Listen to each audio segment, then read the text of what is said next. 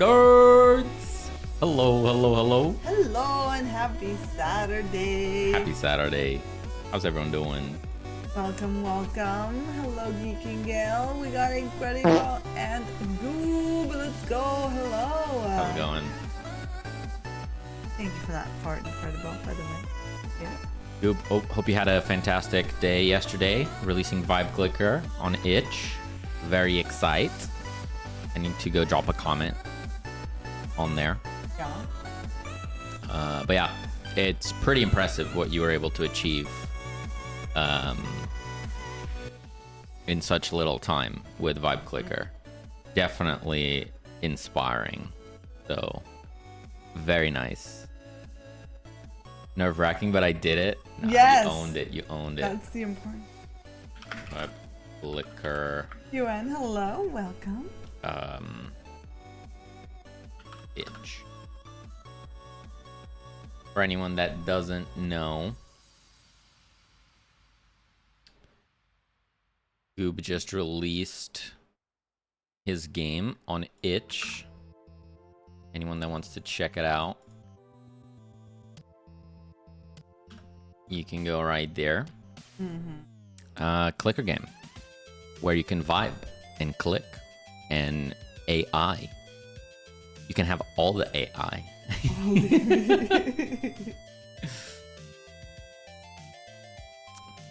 To me, my favorite part of this game are the icons for every single upgrade. I think that's pretty awesome.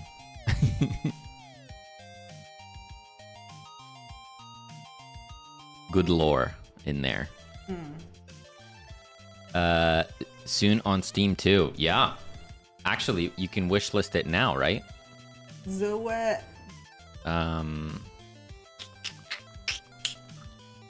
Vibe Clicker Steam. It will be free.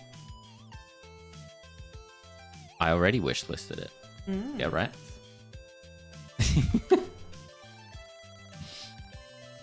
Definitely a viber.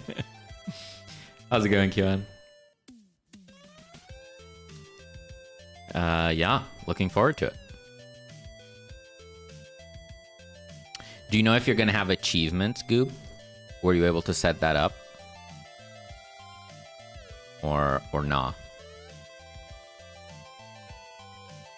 Good XP, hello. How's it going? Happy Saturday.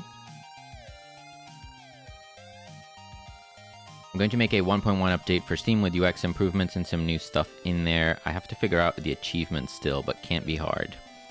Yeah, if you're having difficulties with it, feel free to reach out to me, and I can show you my implementation. Happy to jump on a call on a Sunday or something if you're getting stuck.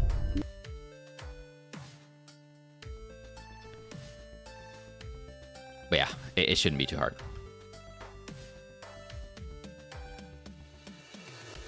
Since my system is already in place for achievements, I just have to make the right calls. Exactly, yeah. That's exactly how our game worked. Achievements were already in there. Just make sure that those are getting propagated to Steam, right? Yeah. Cool. Over here, obviously yesterday was a day where we were struggling with performance shenanigans and Godot just saying no thank you, we're not gonna work today. Godot was like, it's Friday, what's wrong with you? I have done some performance related stuff in the meantime. I changed the grass to use a multi-mesh setup. Hopefully that helps a little bit. Unfortunately, that means that we have slightly less control over the grass at the moment, at least until I extend it. So like here, for example, now there's grass on this dirt where I don't want there to be grass. I mean, you know, nature thrives where nature thrives. Sure, yeah, it's definitely not the end of the world, but you see, for example, here, there's flowers and grass on top of each other. Yeah. We don't want that to happen, so I just need to extend my tools to have a bit more control on how I or where I place the grass.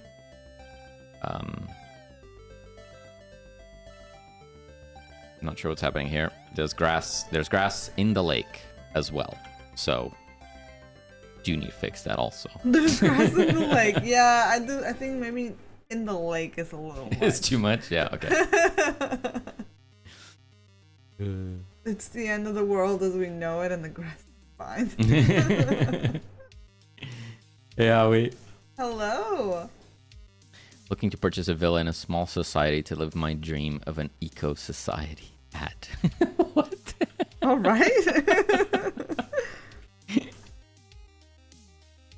you want to buy this one? It's for sale. Sounds eventful. This one's for sale, yeah.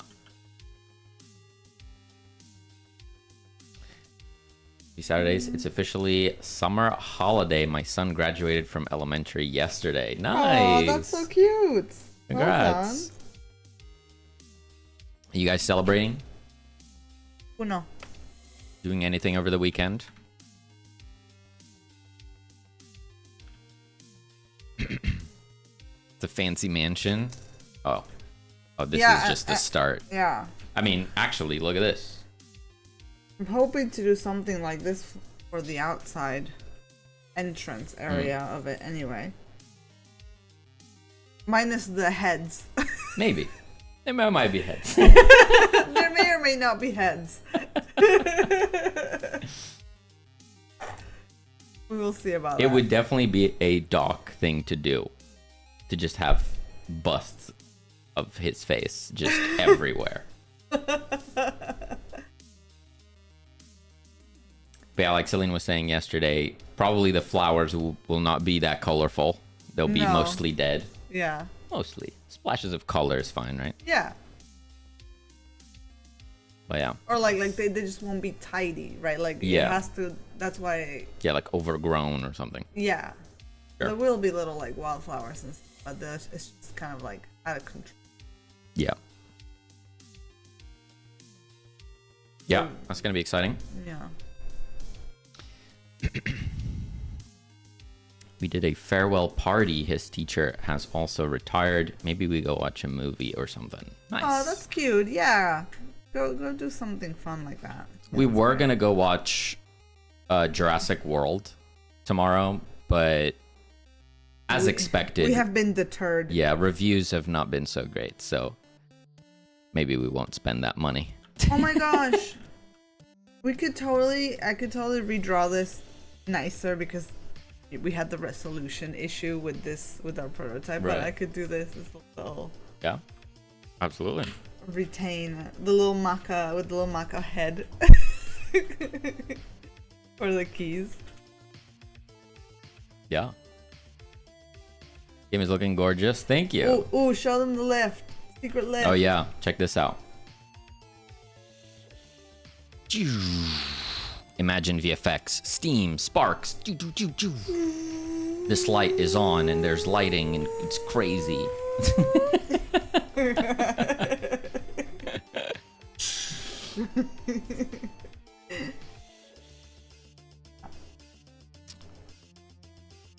That's my favorite part of the game right now. Yeah, it's pretty good.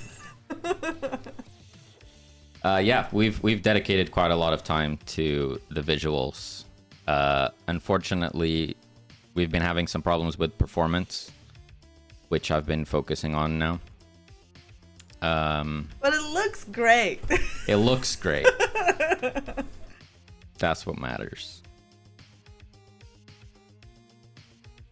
I'm sure I'll figure it out. I'm not super worried. It's frustrating, but I'm not worried. I'll just keep iterating and finding gains here and there. I love to hear it. Yeah. Is there going to be an underground lab? Yes, absolutely. The Doc's secret lab. That's going to be like your home base that you upgrade in between runs, right? So you come out, you find little things on the map, you collect some screws, you collect some duct tape, you collect some cable, and then you go back to the lab and you build some stuff up. Rinse and repeat. That's the video game. That's the video game.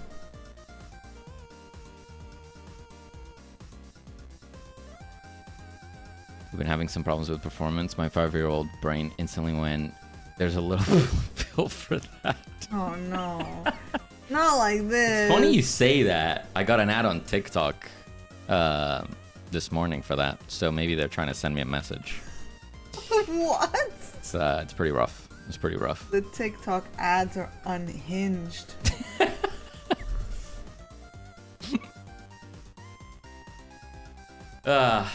Anyways, so Selena's drawing some items.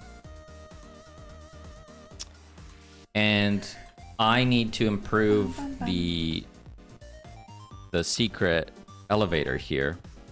Because at the moment... Wait, why can I not? Oh, that's interesting. Yeah, I'm just gonna draw over the key set that I drew for the Game Jam version, just because I guess. We did have that other key as well, by the way. Yeah, but this You like that one? This the cuckoo. Sure. At the moment, when the elevator opens its doors and you quote unquote extract or escape or whatever, it just restarts the scene and you go again. So I need to make it so that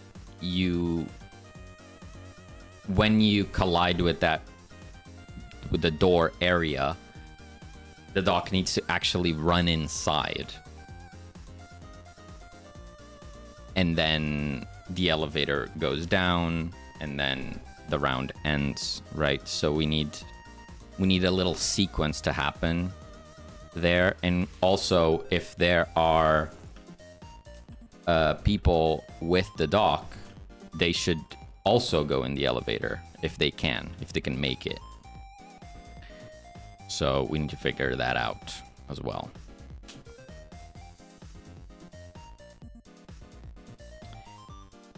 I have an idea to propose. There should be a third hat for Maka matching you guys.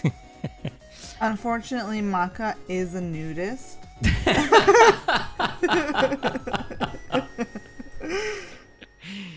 This is true. This is accurate. He doesn't even wear a collar. It's just, au natural. This is very accurate. I got bananaed. Oh. We were very lucky.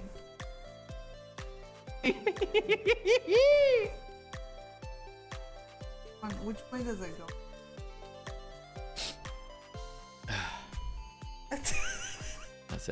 That's it for me. He doesn't properly wear the banana. It's too warm. No, it's not. Yes, it is. Today's fine. No, it's not. Okay.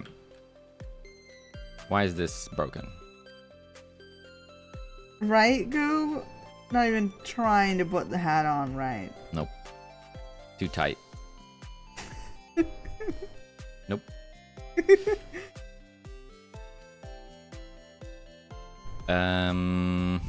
Let's just increase this, I guess. Radius, let's make that 5. See if that fixes it.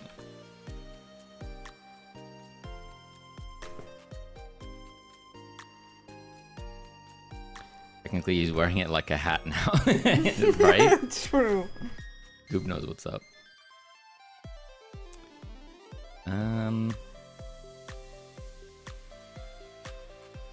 Technicality. Let's do 0.1, and also I'm gonna do this. What about now? Okay, now we're good. We can access the fountain all around it. Great.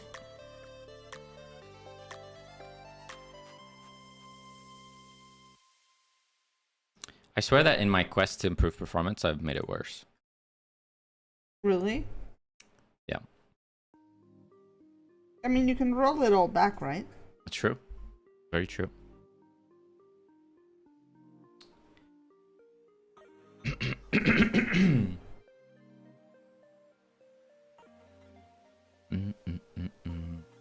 Don't believe you lied to us last time. If it's not warm, wear it correctly. Selena's truthful. then you should save your points just for Selene redeems, I guess. You're causing chaos.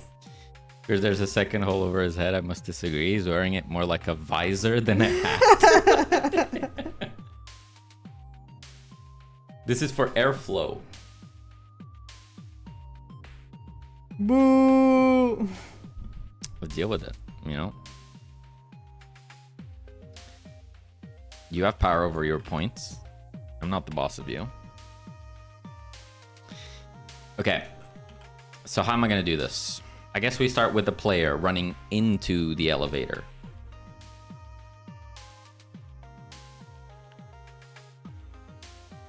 So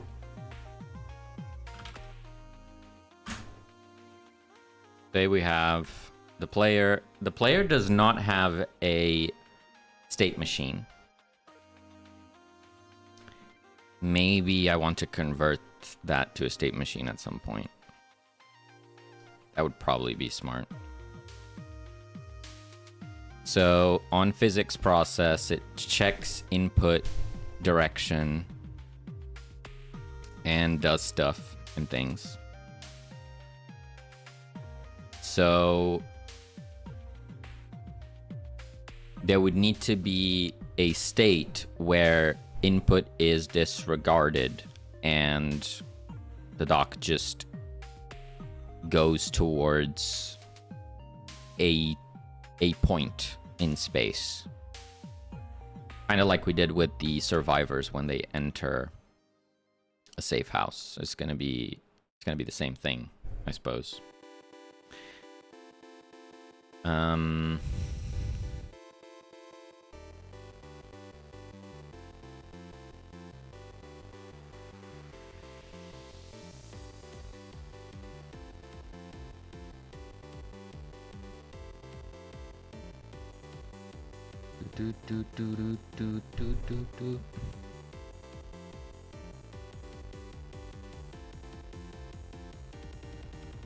Okay.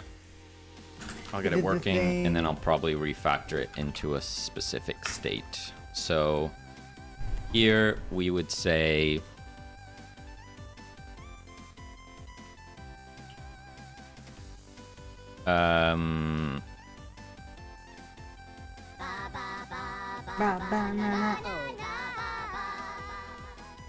move. Hello, Jacob. Welcome on in. Move target. Hey, Jacob. Banana. What are you guys up to? Celine is drawing some items. And I'm making it so that when the dock goes into the elevator that we added, like the dock actually walks into it and then the elevator goes down after. Yeah.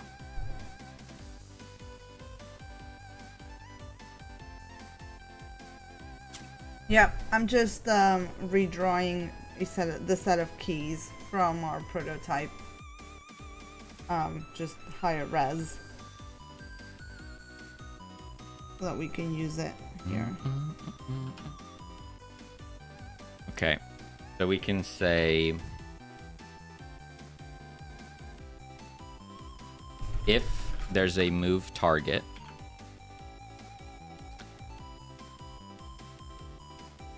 we can do process move or move target process and return. And we just handle this in a different function, and then we'll move this into a state machine. So we just have to move this function, and it should be quite easy.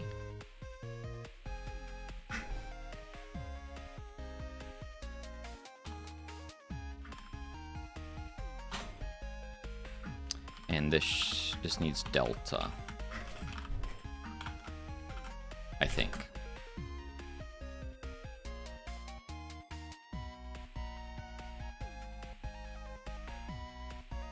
Are you competing in an art fight? Oh, I've always thought about that, but I've never done it. What is art fight? It's like a yearly sort of I don't know if trend is the right word, but you know how there's like Inktober and stuff like that. It's like a yearly thing where you draw. I think you draw like you know your characters and other characters like as an act. I never fully understood it, but I've always seen the art from art fights. And you draw your really character in like a fight pose, or like other people's characters. Right. I think. Correct me if I'm wrong. Take up your pen sword.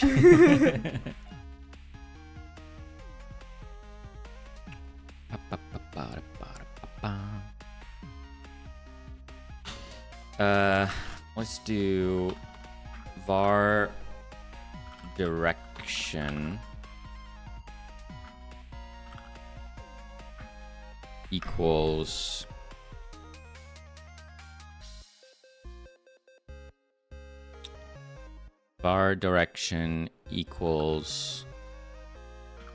global position direction to move target.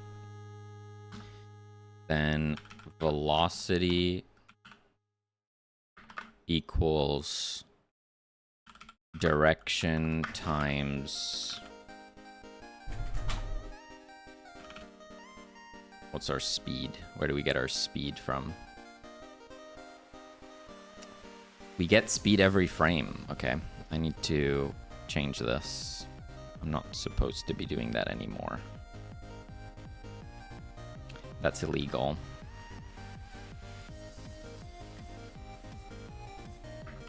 Yeah, you put your characters in your profile, join a team, and basically you draw other people's OC as an attack, whichever team. Fossils versus crystals.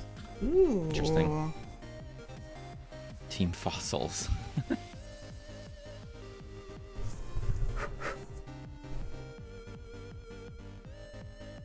That sounds fun. It does. My issue has always been time.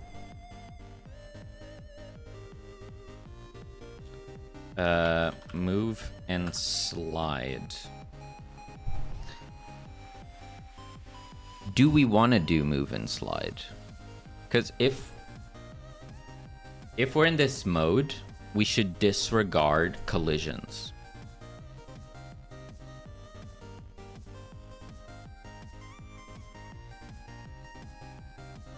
We should disregard collisions. So if I do a set move target, let's say. Oh my god, I can't hit the right key. Set move target. This needs a target, which is a vector 3. I really can't type today, my god. Then we do move target equals target, and we do... How do we deactivate collisions? I guess it'd be with this. If we have access to our collision, then we would say collision shape 3D set deferred disabled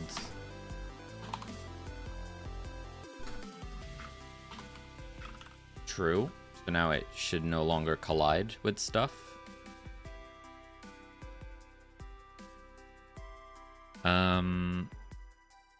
We should also say if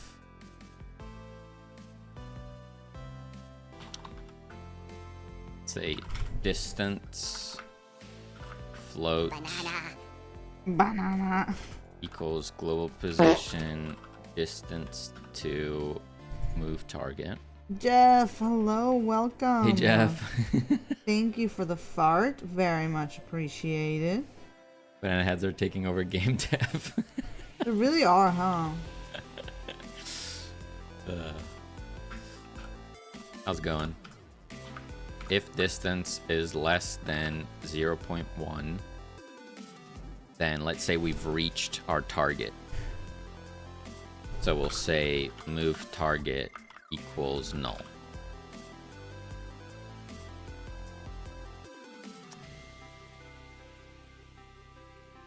Right, can't be null.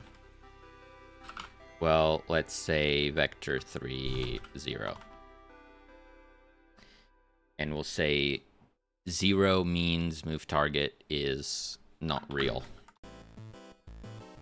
You know, that's kind of rude saying like they're not real.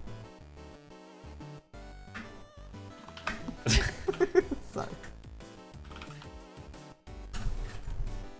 Okay.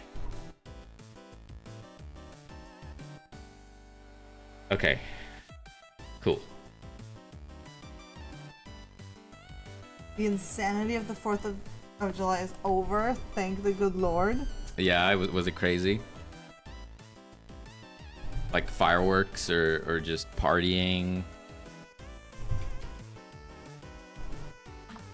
What did you witness?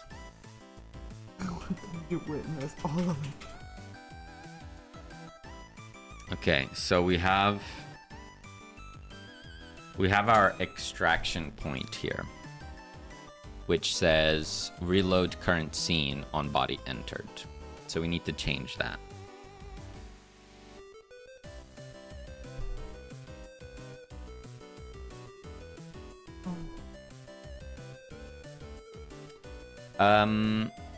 Okay. So for example, here we have our extraction point component, which is there, which is not where we'd want to move. So I think what I'll do is say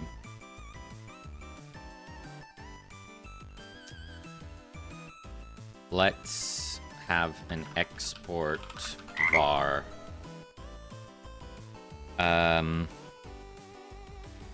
move target.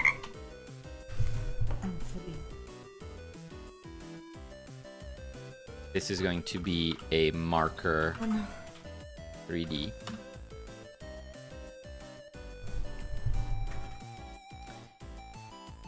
And then here we'll say this is the player. I think that will work. Oh no, but that won't work with nerds. So let's just say body.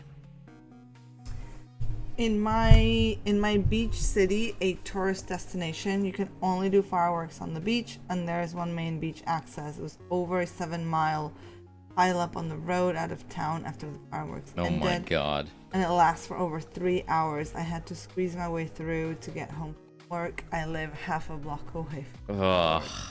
Damn. Oh my gosh. Well, at least you live close to your work, right? Mm.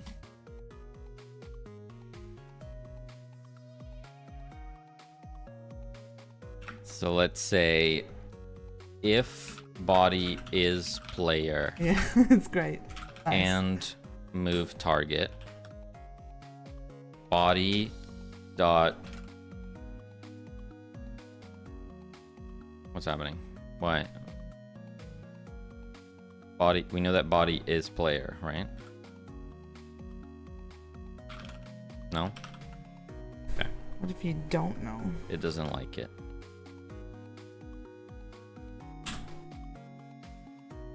Let's try that.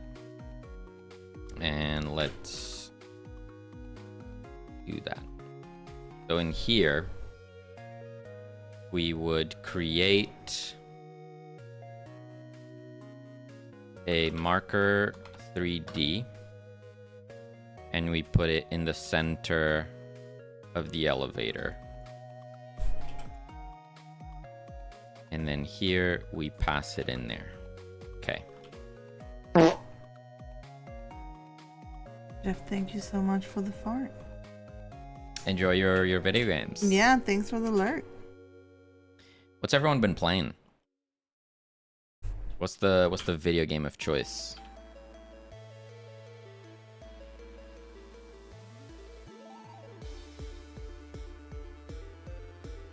Cool. I guess that worked. Neat.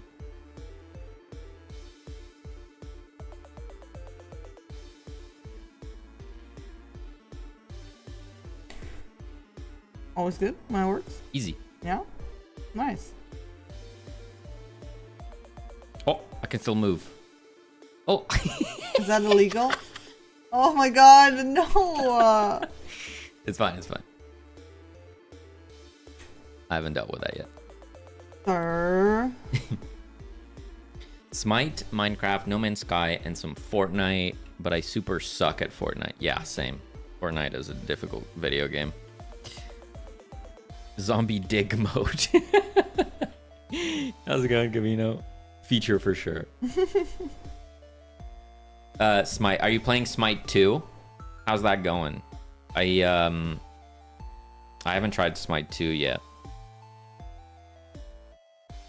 When I was gonna play Smite 2, I got access to Deadlock, and Deadlock is just on another level, so I never went back for Smite 2.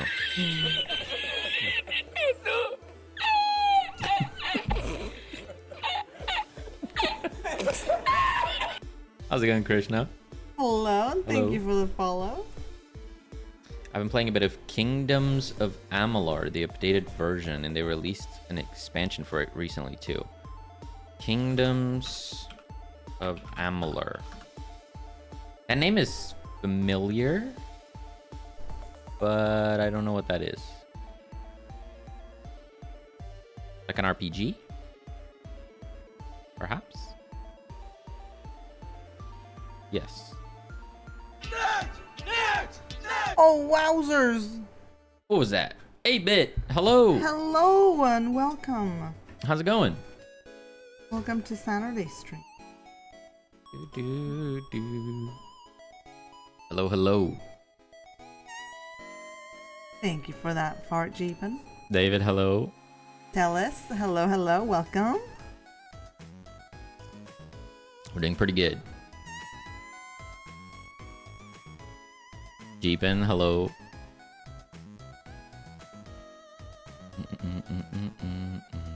Just got a Steam Deck, so I've been binging some games on there. Nice. Very nice.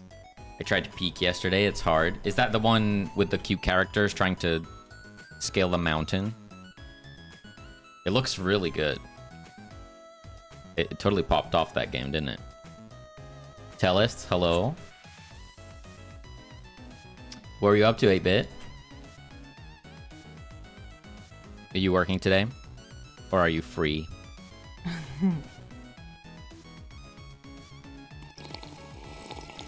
Was that a hydration? Mr. Zombie, hello. Mr. Never Texts Back. What? I texted back. What do you mean? Krishna's asking, what are you working on? I'm learning Unity to make pixel games. You might use Godot. Cool. Nice. We are working on a 2.5D roguelike where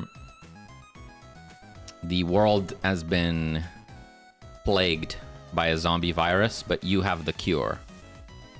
So your task is to cure the zombies and then lead them to safety. And the more you do that, you level up and you get upgrades. And yeah,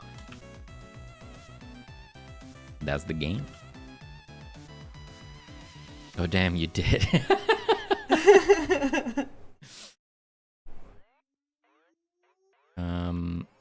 Finals and Last Epoch are my primary games at the moment. Nice. Finals is insane. I never played that one, but as a concept is absolutely wild. Last Epoch is the ARPG, right? I've played a fair bit of Path of Exile 2, but not Last Epoch.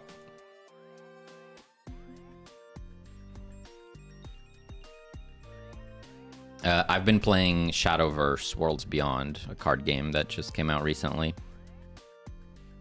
It's kind of like Hearthstone, but anime. It's been really fun.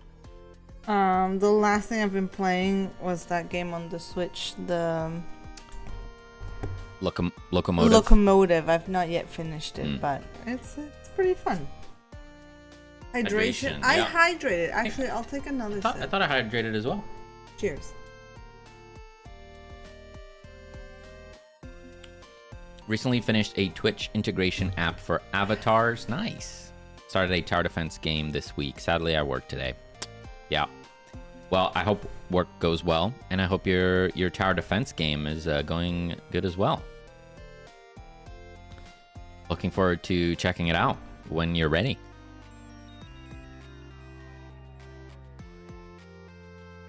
Do you like this new cuckoo? Very cute. When you said cuckoo, she stopped licking and looked at you for a bit. Sorry, cuckoo. Very cute.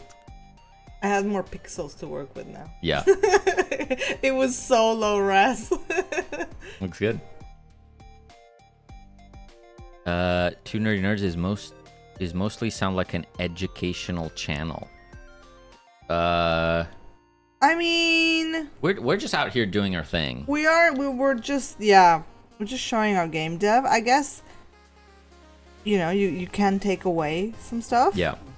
But we're definitely not trying to. As long as you bear in mind that we're not experts. Yeah. You can decide to learn things. That's on you. But we're not claiming to be teaching here.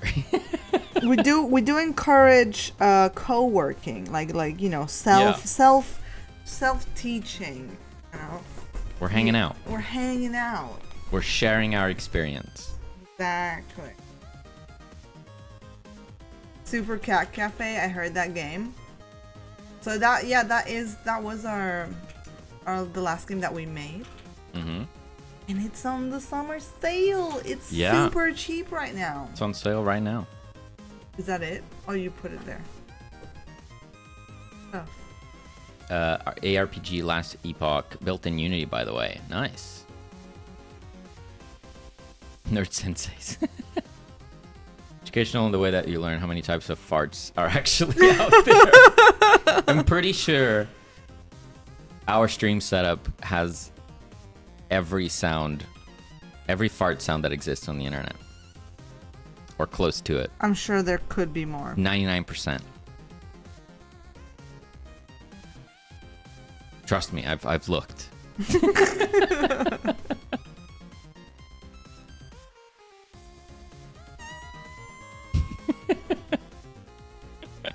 David, thank you so much for your fart.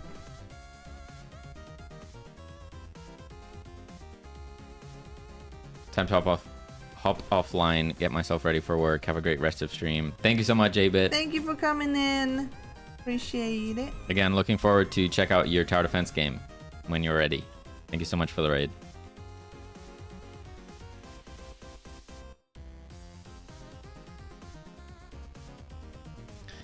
Okay. So where were we before we started yapping? Sorry, so I don't know. The transportation of the character works. They don't go into a run animation. That's important. They just slide on in. Is that good? Okay. So for that, we need to say on set move target. We would say player body run.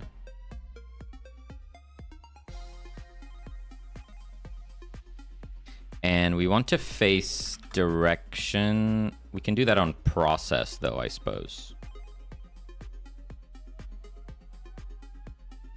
So if we were to do this,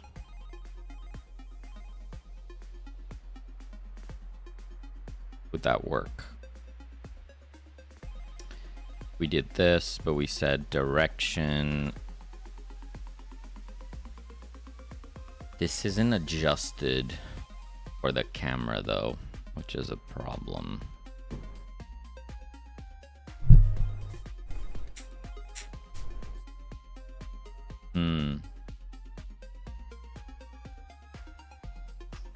It's okay. We'll deal with it in a bit. So what happens? What happens at the end?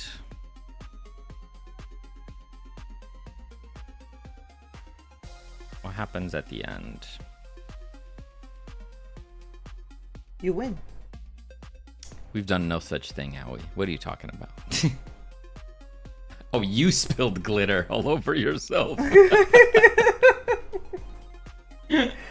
I love that you found that like accusatory. I thought I was saying we spilled glitter. How have we done that? But no, they did it themselves. Well, be prepared to live with glitter for the next few weeks, I guess. Isn't that how that works? Pretty much, yeah. That's rough. Remember when I was making little friendship bracelets and I dropped some like beads all over the place? I was finding beads for like a little bead here. I'd be like, oh, there's another one. I was worried Maka would eat them.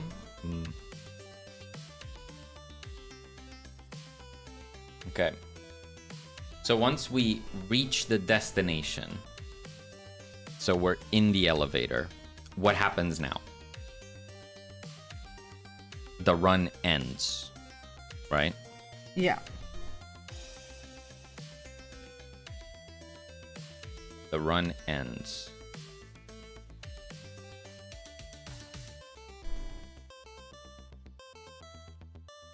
So let's add a print here. Player reached target. So something needs to happen here, which I don't believe we can manage that. We have a start run, but not an end run.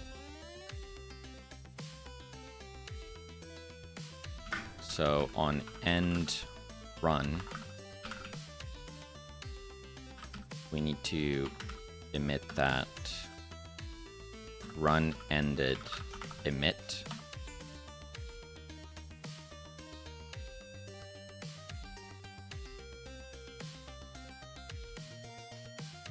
So here we can say print run ended.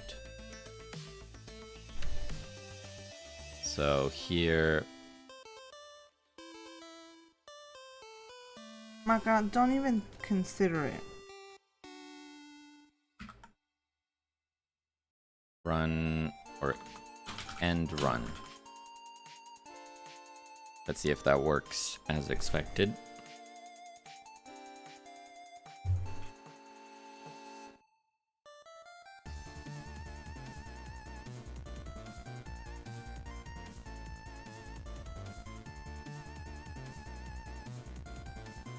Okay, bit of moonwalking. It's all good. Yeah, and we got run ended, which is good.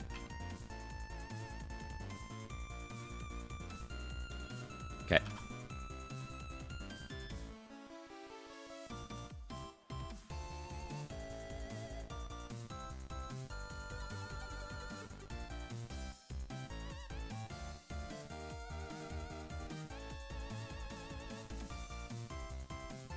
So when this happens, we don't want to give control back to the player.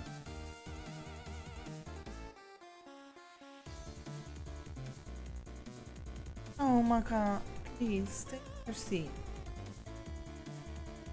A good girl. So we can say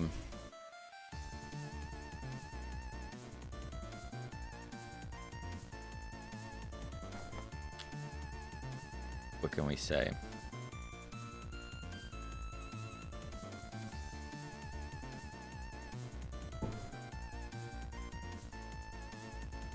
If We need to check if the run is ended. How do we do that? We need a variable here. Do we do like run active false on start run? We go run active true, and here we go run active false, and we say if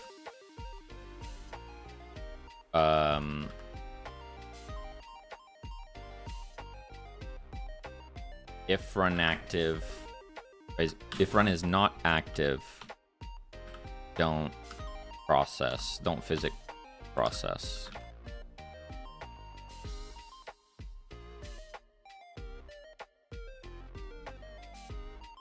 Run DMC. What is DMC? That reference has gone over my head. I apologize. Isn't that like music related? I have no idea. Okay, I can't move, so that's good.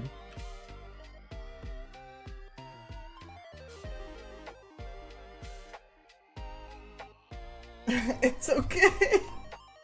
I'm sorry. I can see the dog. Look at the hair moving. Chris internally. I apologize. That's all I can do. I'm afraid. Ooh.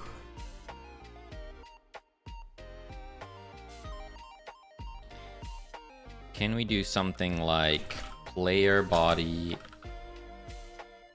hide? Maybe?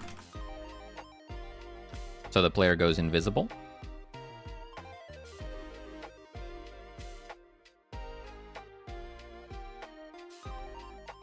That might be enough.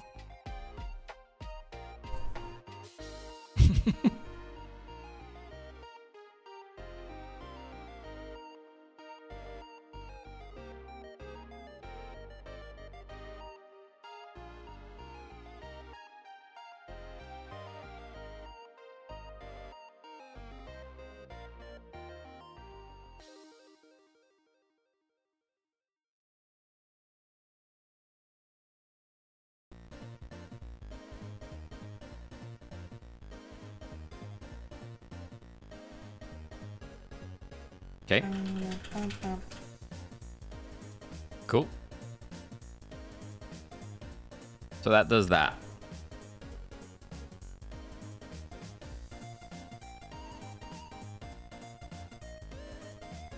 Now we need to figure out what happens with the people. The people that are following the dock.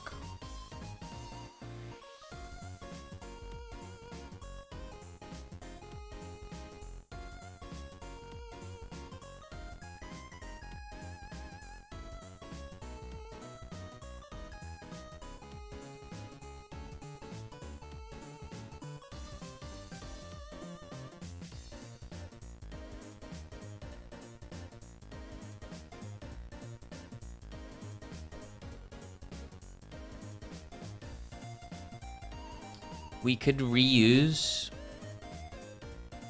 the safe zone code. So essentially, there would be an invisible safe zone.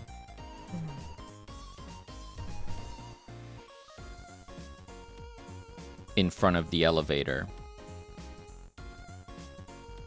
So the humans would just collide with it and do the exact same behavior as they do with safe zones.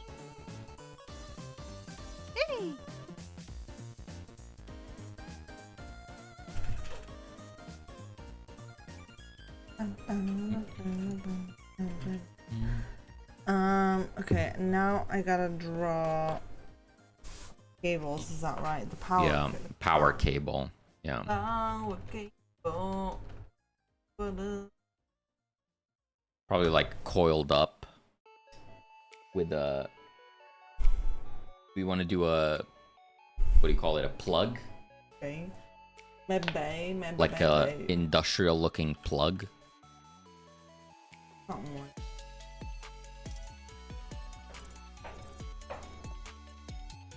So that would mean that extraction points need a safe zone as well.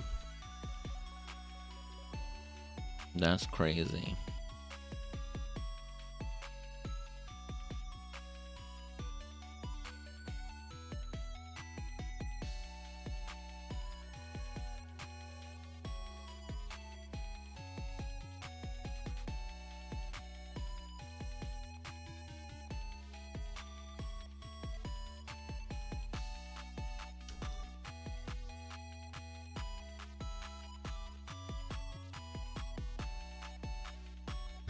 Weird one.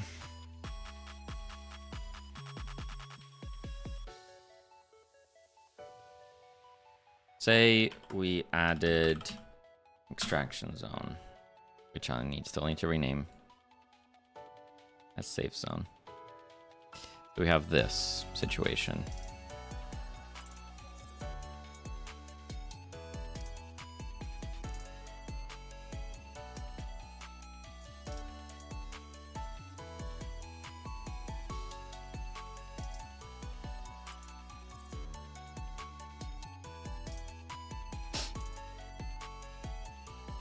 So we do editable children. This has a collision shape. That's interesting. We could hide that. Is that how I've done that? That's dumb. Why did I do that?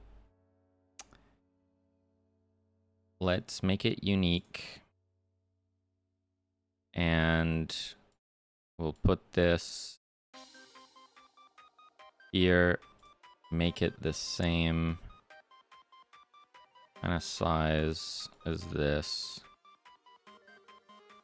Nope.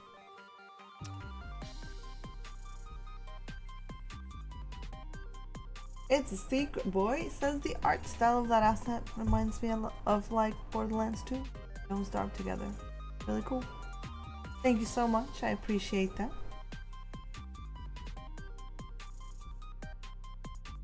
Definitely, Don't Starve is one of our inspirations. Stylistically. Yar.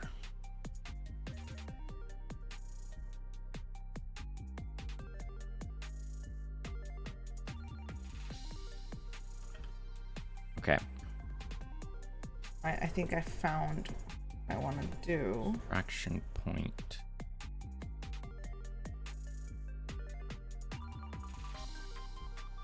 Use it right. Okay. Maka-chan. Can you guys hear the meowing? Maka, what's up? You had lunch and everything. Action point. You even had playtime. Oh my gosh, I was playing with Maka because when I went to like change the sheets in the bedroom, she always likes to jump on the bed and gets her little zoomies. So I played with the little little worm on the fishing pole, like running around. And one of the times she caught the little worm, but it was like on her face, and she started kicking herself in the face for like she got at least a good 6 good kicks into her face until she realized I'm kicking myself. It's really funny.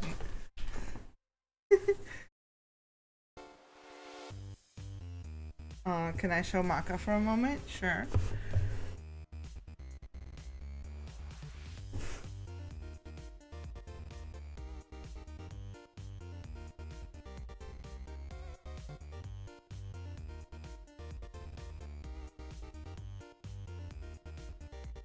Doing a hello Tobin strap.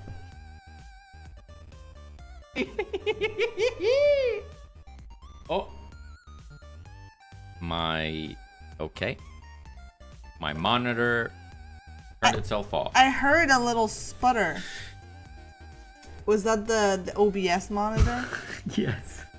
Are we still live? I don't know. I can't see chat. Yeah, we're still live. It's okay. The light turned it off.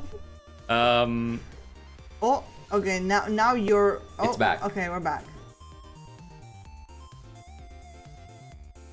You know, if it fails, you can just look at Maka for the entire stream. You know, that's not a problem.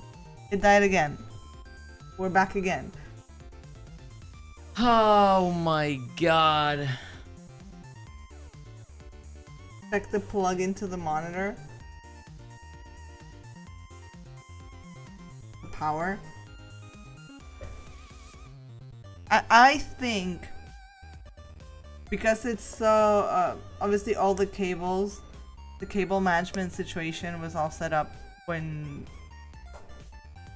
the cable management situation was set up years ago. I don't think it's as simple of like you just unplug it, replug it. I think you might have to like essentially rewire your desk setup. Yeah. The music keeps getting spiked. too loud. That is so weird.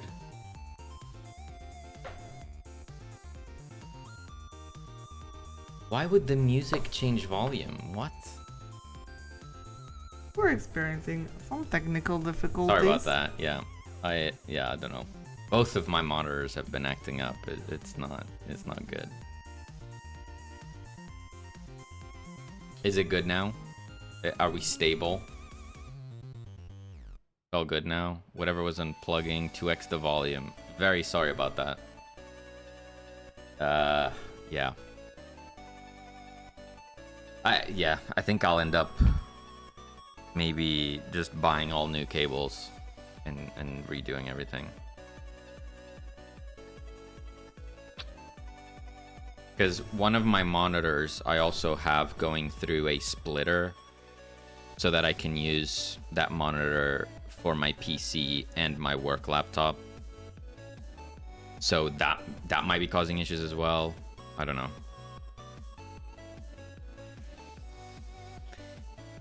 Ay. Wow. Don't do that.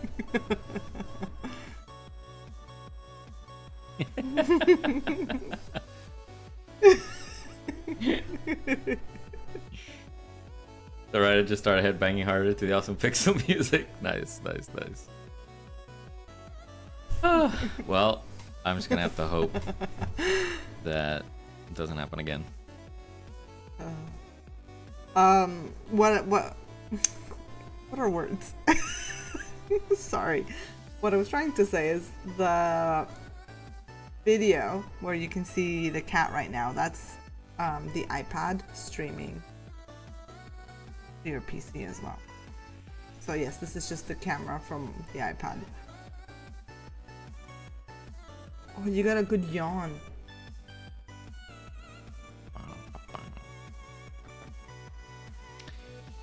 So, activate. How does that work? This has a collision shape.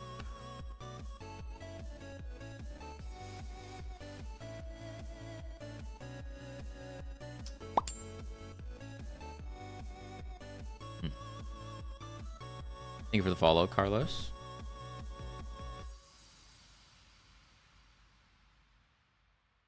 Gonna steal that technique. Yeah, what's the app that we use to stream with this? We use AirDroid Cast. Yeah. As long as you're on the same network on both devices, you can share. Well, actually, maybe you don't even have to be on the same network. I don't know. Droid app is the one I use. Why are they all called Droid? That's weird.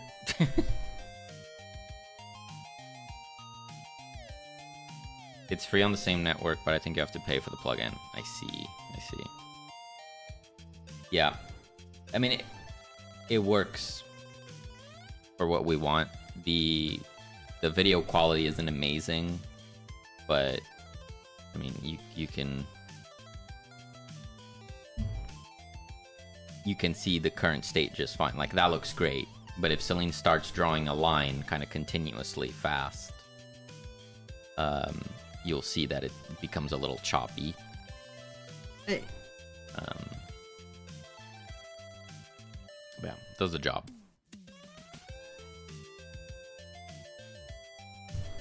Does the job.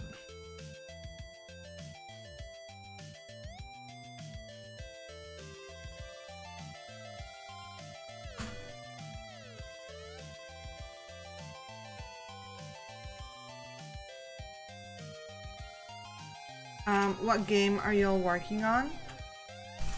There is, well, right now I've only got this. But we're working on Reclaim the Living. Is a zombie word survivor with a twist. Yeah, give me a second here. I will show it to you in action.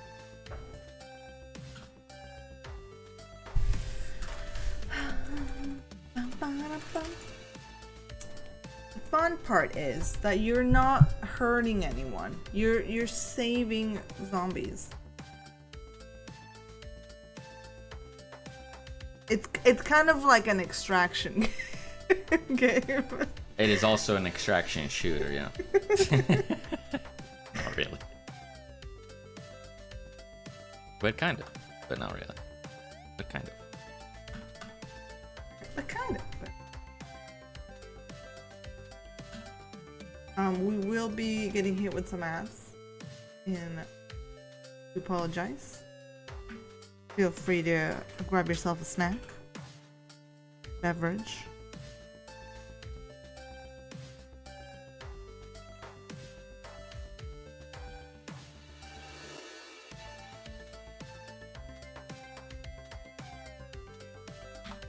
This is gonna be a UK plug, I'm sorry, okay?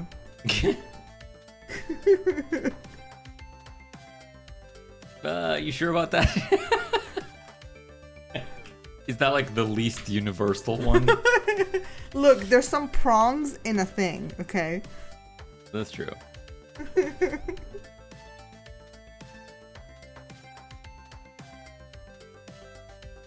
You demoing the game. Or are we waiting for the ads? Single prong would be funny.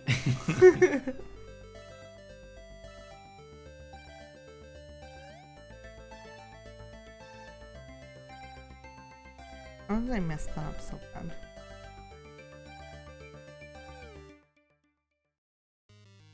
I would just reconsider having a not as coily, like a thicker cable with a really big plug, because I'm just thinking how it's rendering on the screen. It might just be too small. Just a thought. What is your thought? You want just like a less cable? like a chunkier cable that maybe just coils once or something.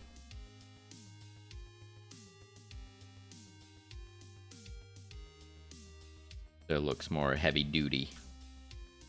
Maka, please.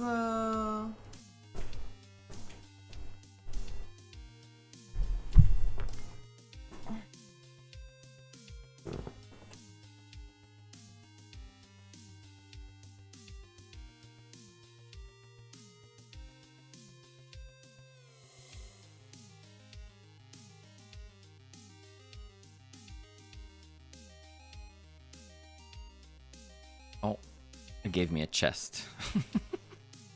Didn't want that. I did not. It's the end of the run, so a chest won't do much.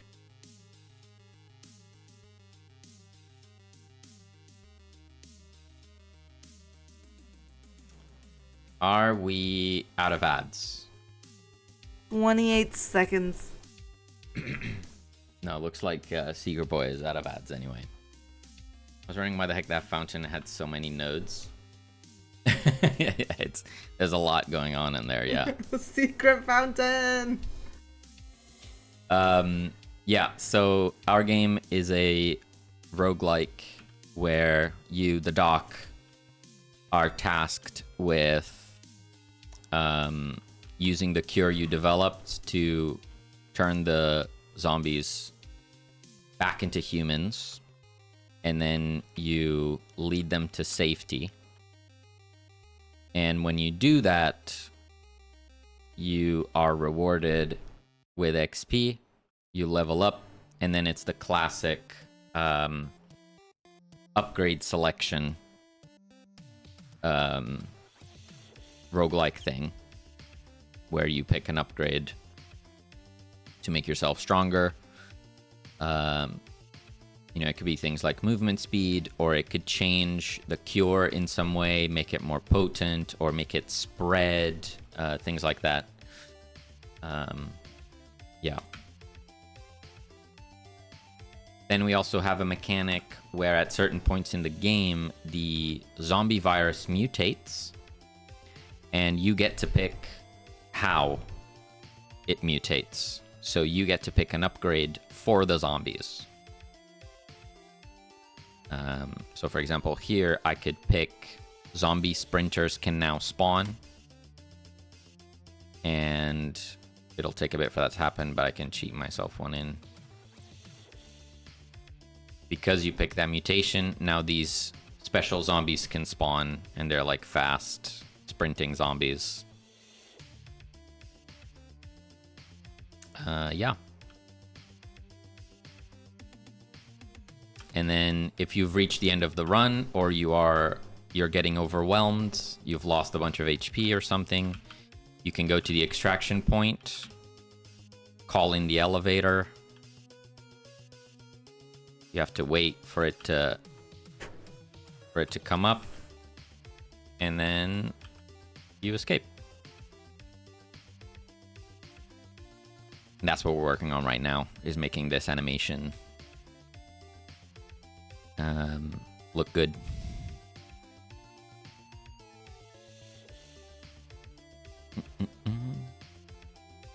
I have ad block. I'm evil. Don't you worry about that. All good.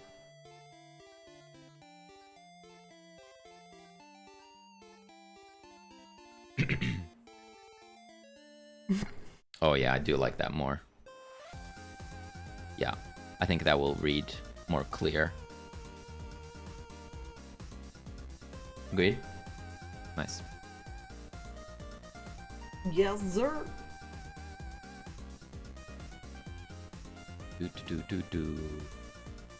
Okay, so extraction zone is gonna need some fangs. Some fangs and some stuffs. Some stuffs? Wow. We're gonna say export var reward on open bool equals true.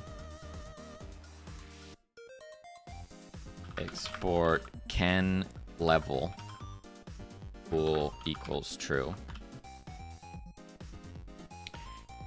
Reward on open, we can say here if reward on open, call in a chest, and then on level, this would be this thing. How does that happen? Level progress add on area entered. That's right. So here we would say if can level, do that. And then here we'll say do not reward on open, cannot level. And we actually want to do that for the starter safe zone as well, this one. Manor zone should also not level up or reward on open. Another thing I don't want is for the green thing to show up. That's temporary anyway, so maybe it doesn't matter. Maybe it doesn't matter.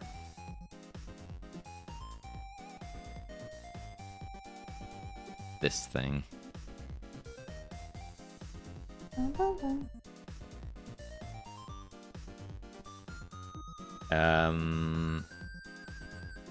Yeah. For now, I'll just do this. And nope.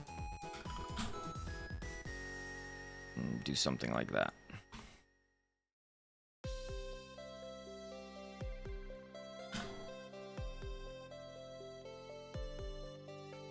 What am I doing? It looks really dope. I know it's a work in progress, but if I had any feedback, I'd say walking animation looks faster than actual movement speed. But stylistically, the game looks really cool. Now that I'm thinking about it, it also reminds me of #Blood. I think that's the name of the game. Yeah. That's a huge compliment. Huge. Thank you so much. #Blood is definitely something that we've been looking at for inspiration as well. That game, I believe, is like fully hand animated frame by frame. We're doing a mix of frame animation and in-engine animation. But it's really good to hear that it makes you think of that. That's really cool. And definitely hear you on the movement speed situation. We've gotten that feedback from other people as well. Yeah, it's not quite right. It's not quite right. Animation looks faster than actual movement speed. Yeah.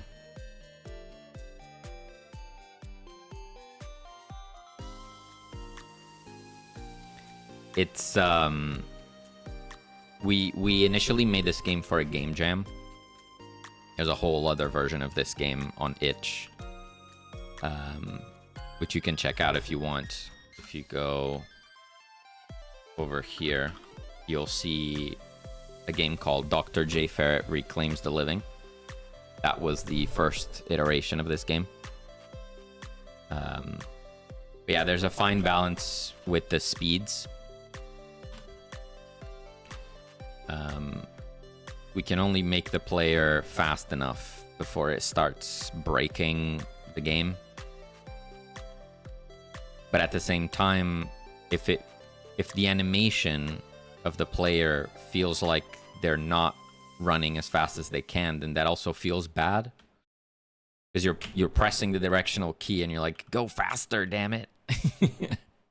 Which feels bad. So we're trying to strike a balance. Yeah, it'll just need iterating. We will definitely work on that.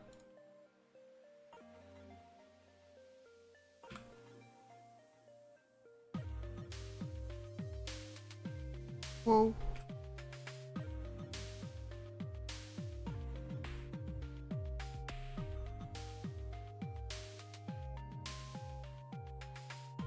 And we're now entering month number 4 in development.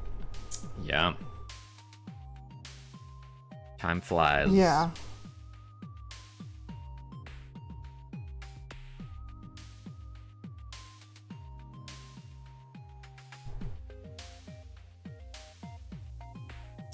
Okay, so extraction zone needs the thing. How does that work? Have I done that? Pathing markers. Pathing markers. Okay. So in here, we have these pathing markers. So if I instantiate a marker, I can put it here. Then I do another one and put it in here.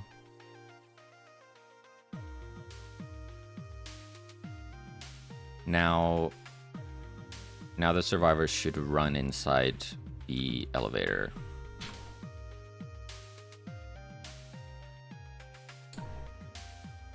You both work so hard on this. I'm sure it will turn out great. Good work. Oh, thank you, Aoi. That's so nice. I hope Thank so. you. Hope so. We're trying. I think most importantly, you know, I just really hope that it's fun. Exactly. Just like a fart. Thank you. Thank you.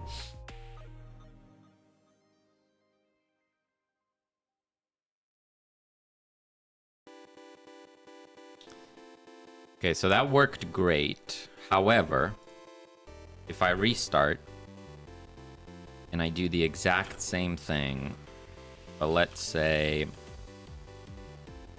how do I do this? Let's say we're here. I open the elevator. And then I'm gonna sprint towards the entrance. If I do this, now the humans are still pathing towards the player, which is now in the center of the elevator, and they're not pathing to the entrance.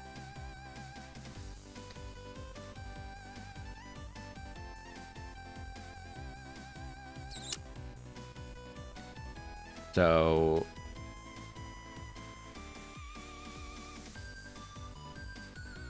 how do we fix that?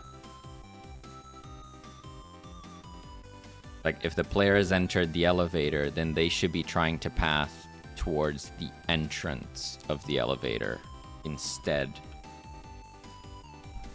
of towards the player.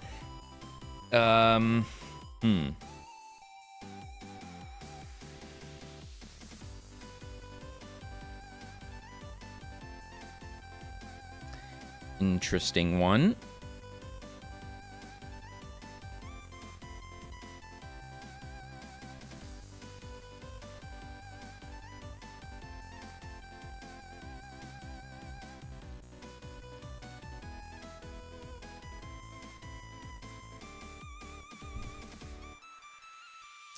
Guessing you gotta make an area 3D in the elevator, and if the player's touching it, then switch the pathing.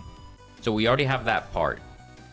The question is the switching of the pathing. How do we want to do that?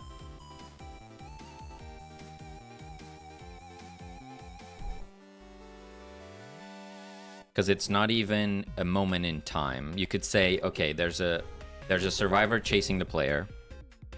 If the player goes in the elevator, we can now switch the nav target of that survivor to be different. We can't necessarily do that because like half a second later, a zombie might turn into a human, and they would also need to know where to path. So it needs to be something that can be checked even after the fact. We know that we're only going to have one extraction point at all times.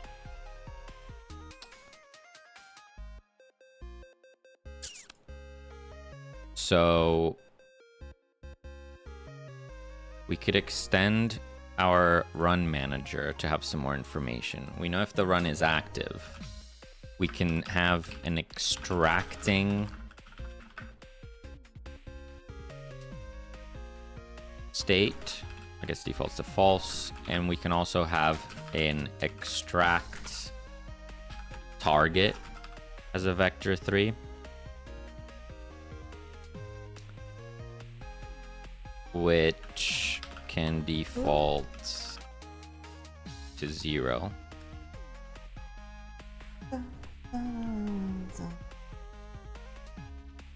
Then we can have a extract.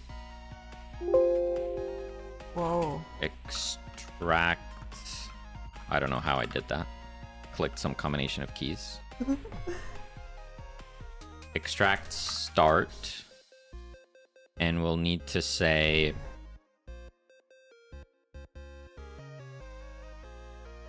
the target.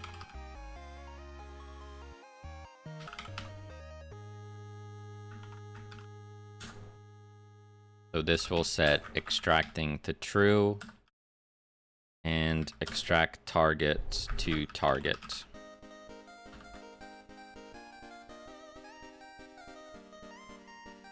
Okay. So in here,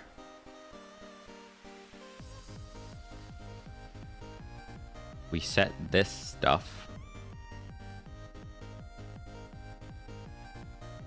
So here we could say run manager extract start. How do we determine where we're sending them? We can say the extraction point demands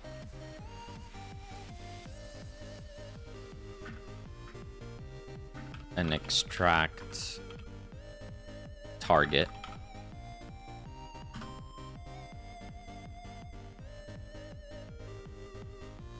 So, did I save? Oh, it's right. Extract target.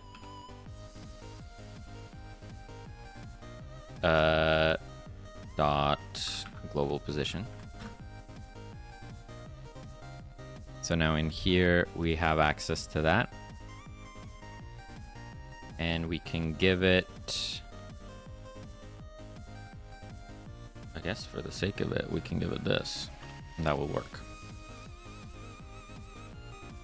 And then over on over on our humans here, we have a set nav target function.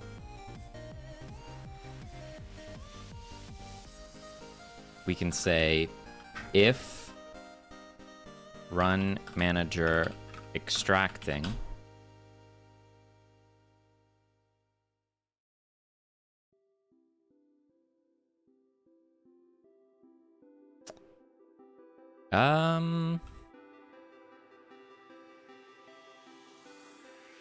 I guess we want to do all this actually. We can say run manager extract target if run manager extracting else use the intended target.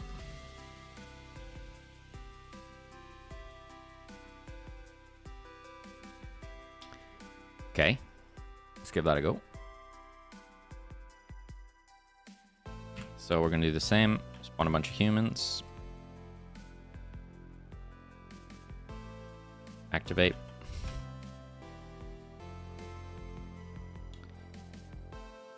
After going through the elevator, you can come back and get more people, or is the new gameplay after that?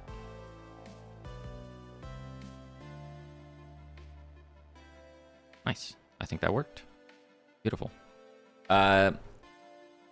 After you go in the elevator goes down, and then you go to the lab. So there's like a break in this gameplay, and you can use your resources to upgrade the lab, and then you decide when you want to come back out to save more people and collect more resources. So this marks the end of this run, of this gameplay moment. And then you can come back out after you've done your management.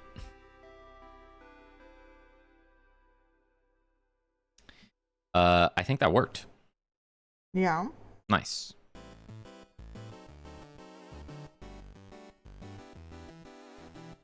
Maga, please. She's like going slow so you don't see her. Yeah, she's like stalking, pretending like I can't just see her inching closer to my desk. Another thing we want to do is... Baby. Oh my god. When a human is saved...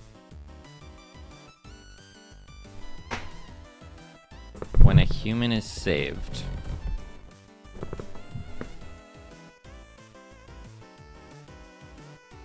We don't want to level up if we're extracting. Like if you're running inside the elevator, we don't want a level up pop-up to appear. Like you don't need more upgrades. You've extracted. It's just an animation that's playing. So we can do that. Oh, now my face is full of cat hair. Ah. Ooh. Okay. What's this complaining? Parameter delta isn't used. Great. Love it. Do I need to use it? I'm not entirely sure.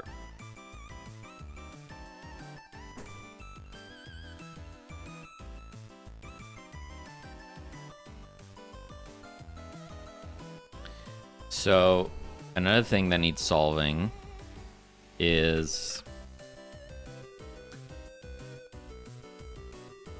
the way the animation is working.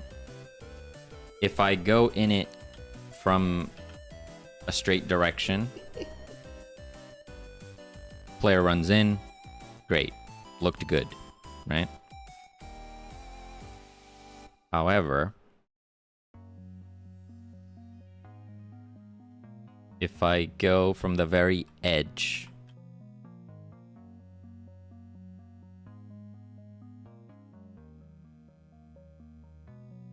the player clips through the wall.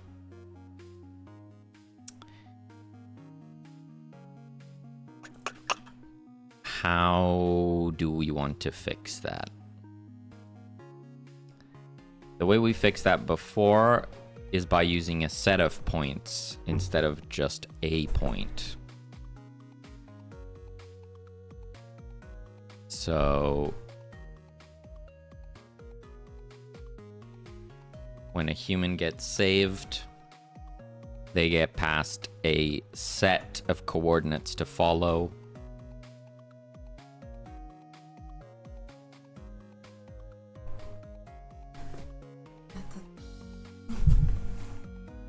And then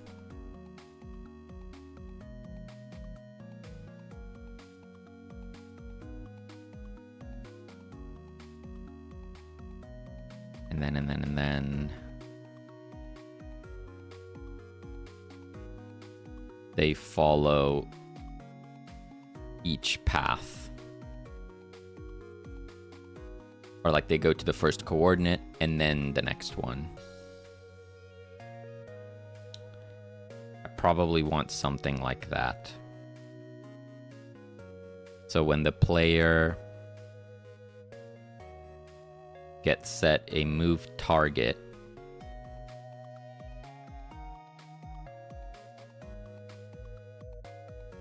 that could actually be an array. So instead of a vector 3, this is an array of vector 3. We initialize it as an empty array. Then in here, we check if it's not empty, we process. We can also do a move target index.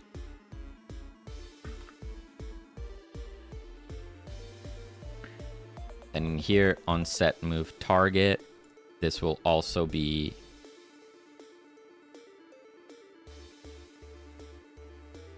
an array of vector 3. Move target. Yep, that's fine. We'll also say move target index equals 0.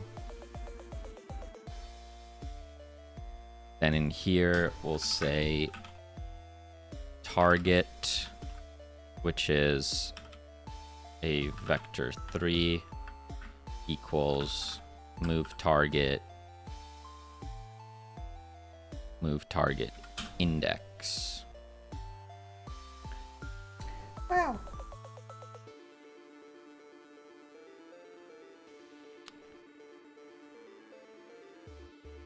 Then we use this. Whoa.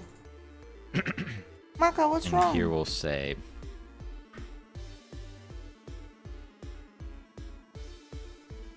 if the current index is the end of coordinates, so if target index equals move target size -1. Then we're at the last index. We can do this.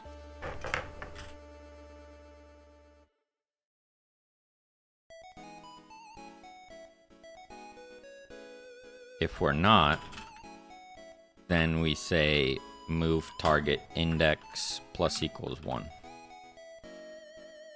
to move to the next target.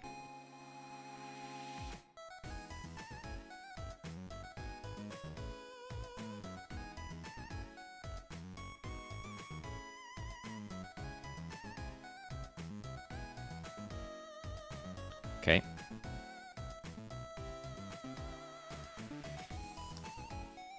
And then for our extraction point, now we need to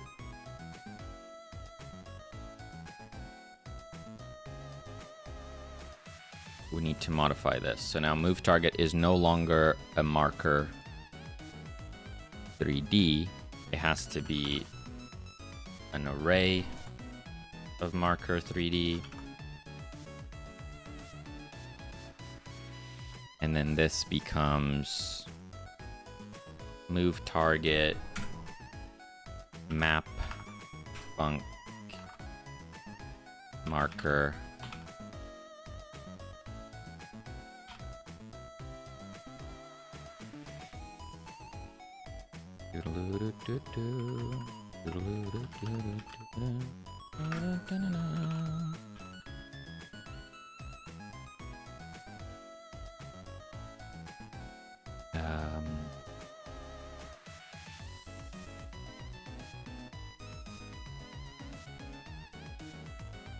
okay.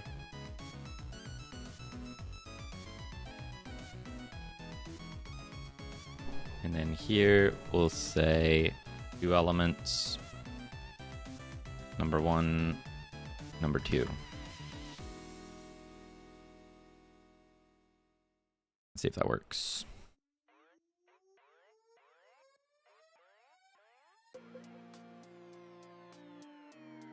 So now it should move in front of the door and then go inside. Or it'll explode. Okay, we went with the exploding. That's fine. Siler! How's it going, Siler? Good to have you.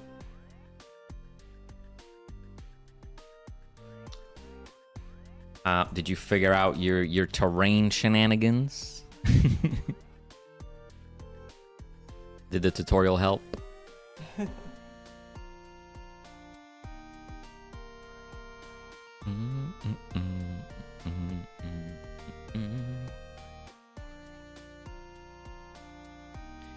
Invalid type in function set move target in base player does not have the same type as the expected argument. Okay, so we can do bar.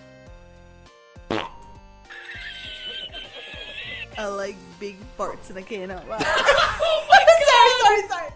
Thank you so much for that, Regine. Welcome. We thank you for that fart. Boom. Hello. Hello. Hello, Raid. How's it going, Tempting?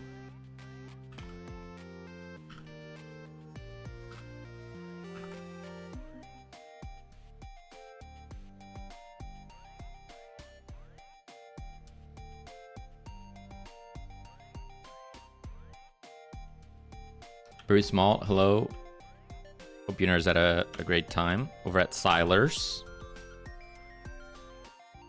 Doing good. I have met my mod, like IRL. Ooh, That's cool. that's fun. It worked. Woo! Woo!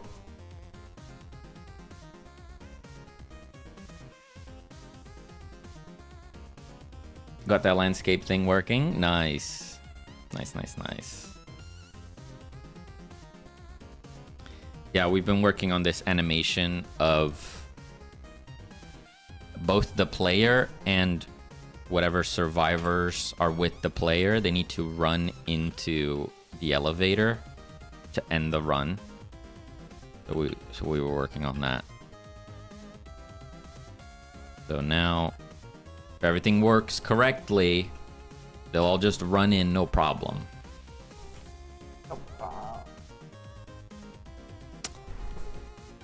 There's always that one guy, huh? There's always the one guy.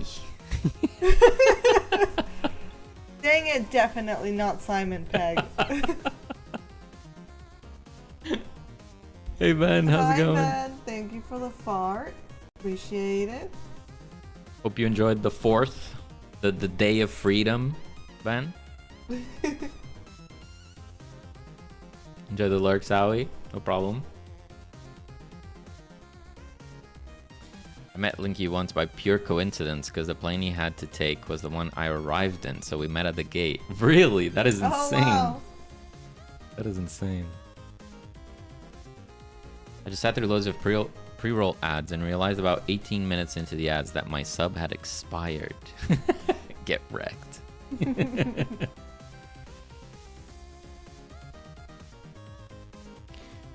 Cool dumb NPC feature, definitely not a bug. Did they...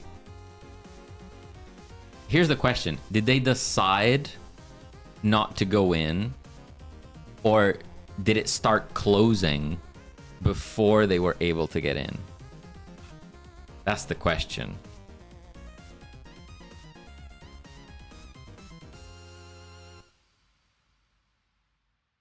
That is the question. That is. They decided. They're just like, nah, I liked being a zombie. Thank you very much. No. Okay. So it's still available. They're just... Their navigation is saying, I'm already where I'm supposed to be, so I'm not going to move anymore.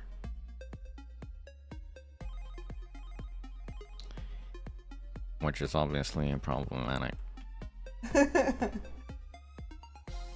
What we can do there is simply say,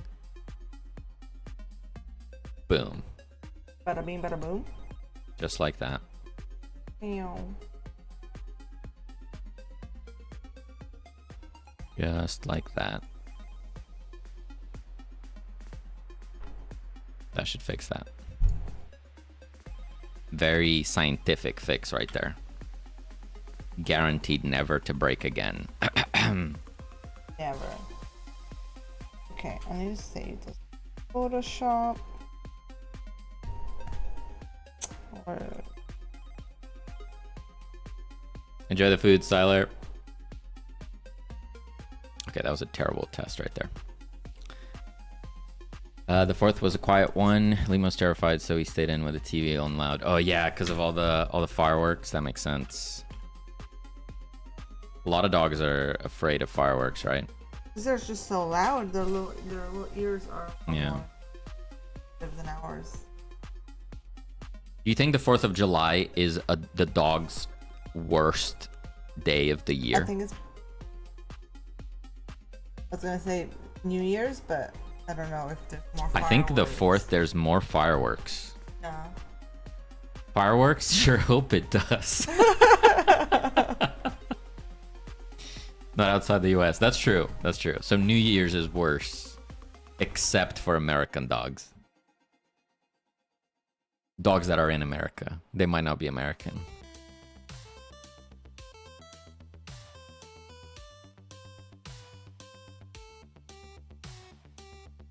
American dogs have freedom. Freedom though. Okay. I think that mostly fixed it. Let's do a stress test here. We're gonna spawn 100 humans.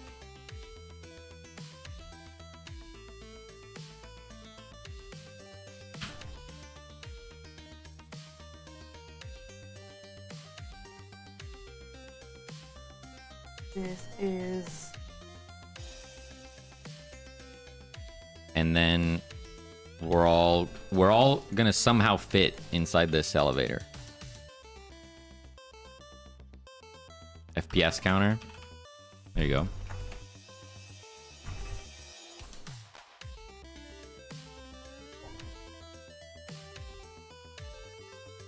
Nice.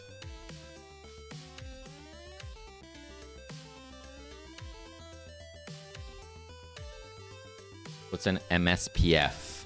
I have no idea. Milliseconds per frame. Nailed it. Pretty sure that's what it is.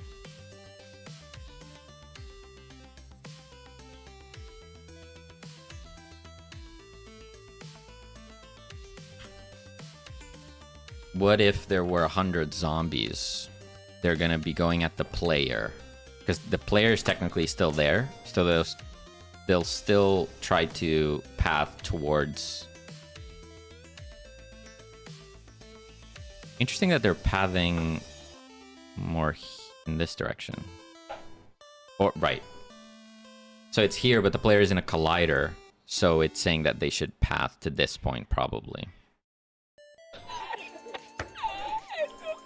Maka, can you wait 15 minutes for dinner? I don't know if she can.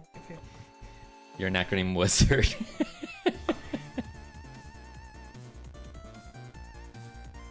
Mezzy did a test of my game on stream, and she had an FPS counter. I learned that by default, Godot doesn't limit your FPS. She had 2,000 FPS. Really? But isn't VSync on by default, though, which caps it at 60? I had to turn off VSync to get my FPS to go past 60. Unless there was some other setting I had that I didn't realize. Yeah, 2K. Interesting. The humans dropped FPS to like 70, but the zombies is 120-ish. Yes. So I'm currently in the process of testing out different zombie animations. So if I'm here and I go, let's say 200 zombies.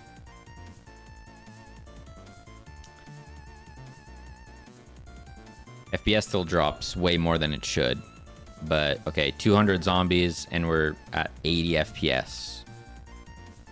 And this is using an animated frame-by-frame, like, sprite sheet.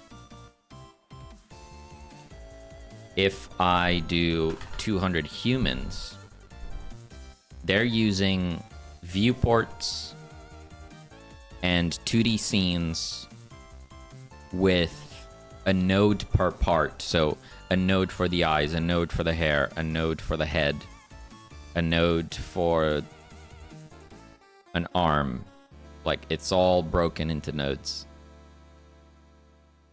So you can see they are way heavier.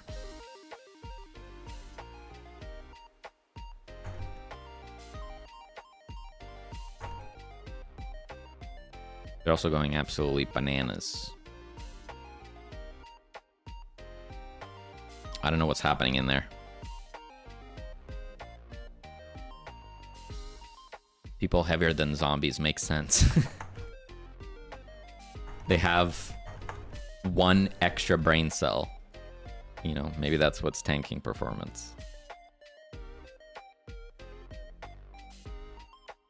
Are they all gonna make it? Are they all gonna make... Oh! We got another stuck one.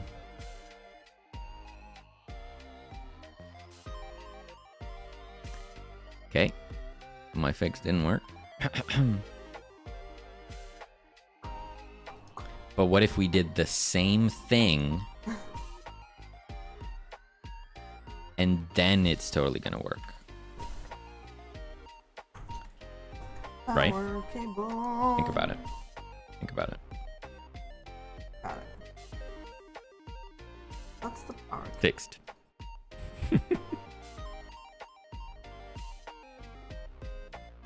There's always one left behind when the doors close in movies. Realistic game, if anything.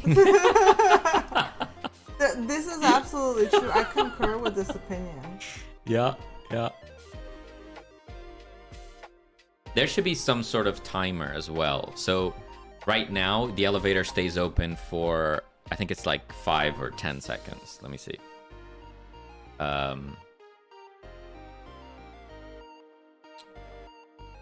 Okay, 10 seconds. It stays open for 10 seconds. But say there's no survivors, it's just the player. Sorry. The player. Immediately as the doors open, the player goes in the elevator, and now they have to wait 9 seconds for the doors to close. That doesn't sound right. So there should be like a timer, maybe like a 1-second timer that gets reset if anyone enters the elevator, right? So if there's still either the player or a survivor entering the elevator, it'll reset that 1-second timer. But as soon as no one goes in for a second, it closes. A second is arbitrary. It could be more than that. I don't know.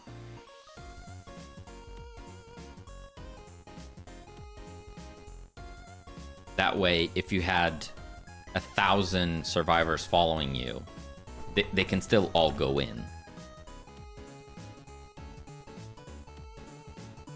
Voice crack. Yeah, I don't know what happened. Something like that. Just need this straggler to get mauled and dragged off in the distance. Oh my god. No violence. No violencia.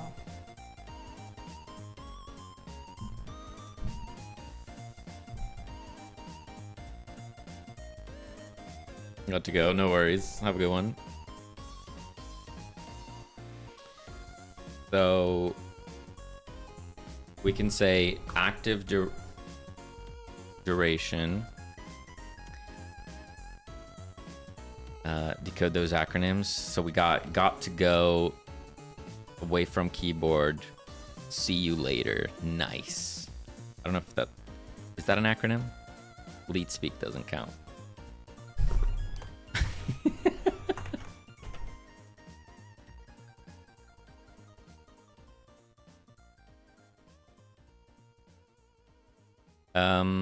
Okay.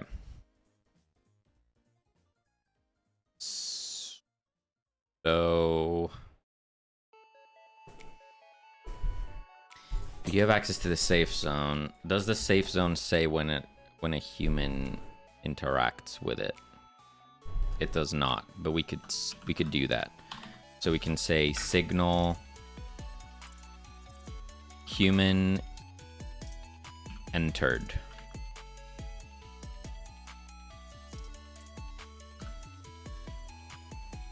And then over here, we'll say human entered, emit human.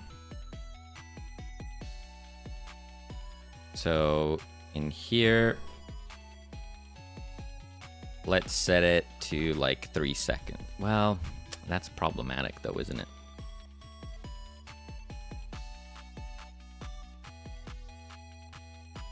Maybe that's in addition to.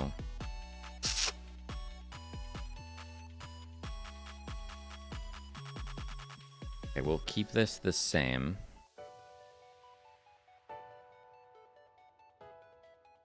And then we'll have a player entered.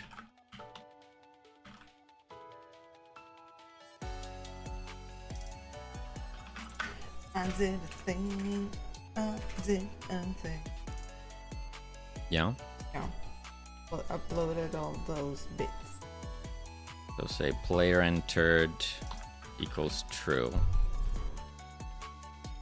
Or no, let's do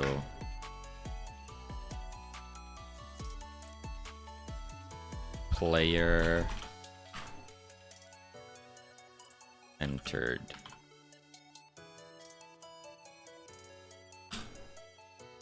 How's your game going, by the way, Temtic? Last time I was on your stream, you were talking about physics and how you're trying to not mess with the physics. Like, essentially override the physics. You're trying to rely fully on physics. How's that going?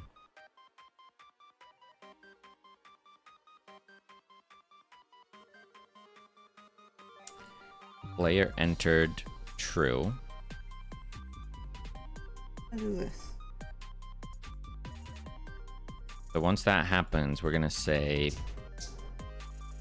const close timer. No. Close cooldown, let's say 2 seconds. 2 seconds is a long time here. Close cooldown current.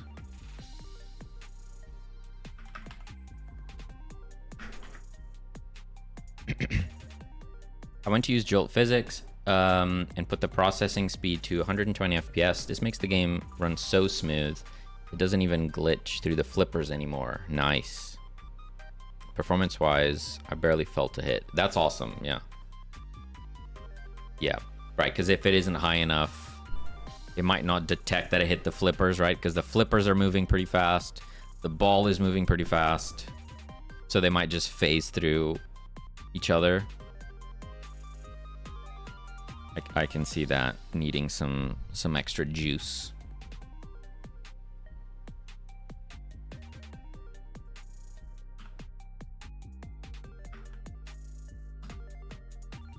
I'll record a small gameplay video with audio and main menu. Nice, yeah, for sure.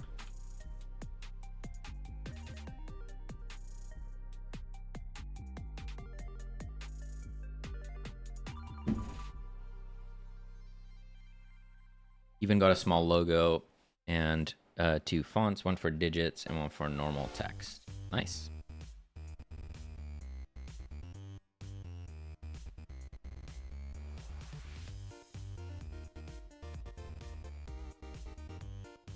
Are you still working on the gameplay loop, or have you closed that? Like, can you win or lose type of thing yet?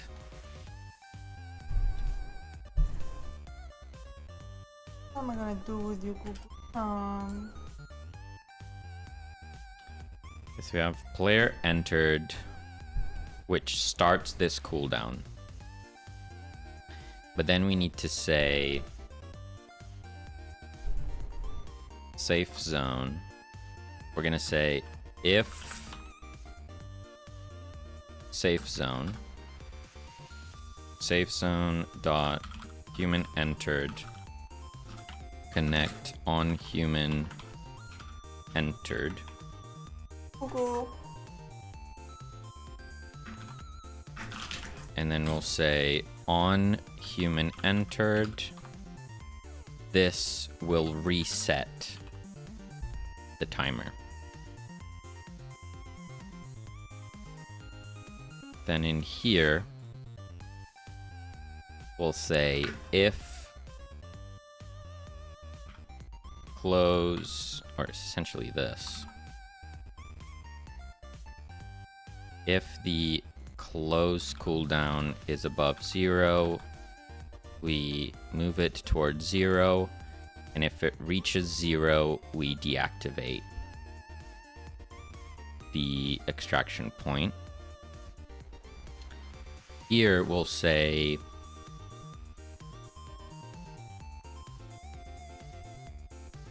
this only happens if close cooldown current is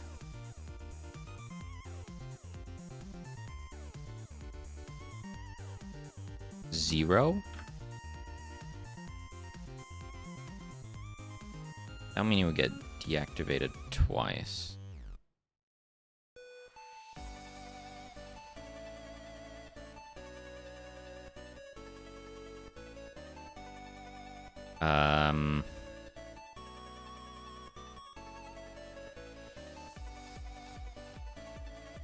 That's not right.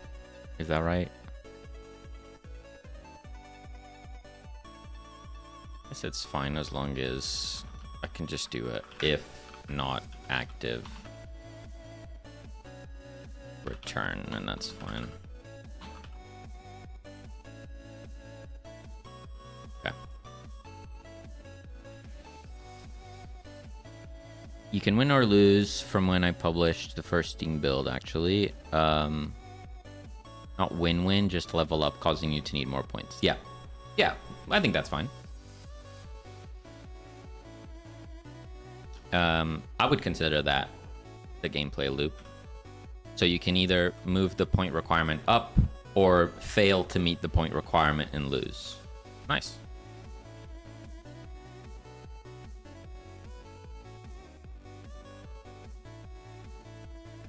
Okay, so if I go in immediately, it should close within 2 seconds. It did not close within 2 seconds.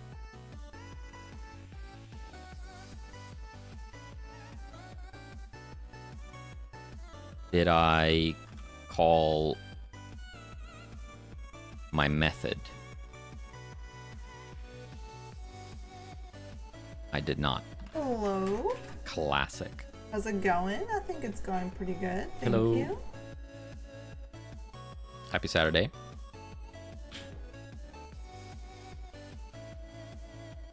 I added a method and then didn't call it, you know? Classic stuff. Okay, go in. 2 seconds go by. And it closes. So it pretty much closes immediately after the player enters. I'll even increase that. So let's push that to 3 seconds. But then we'll say, if there are humans, so if I spawn 50 humans, the door shouldn't close as long as there's people going in. Teleporter looks amazing. Such cool art. Thank you. Thank you so much. That's so kind. So, open. I'll go in immediately.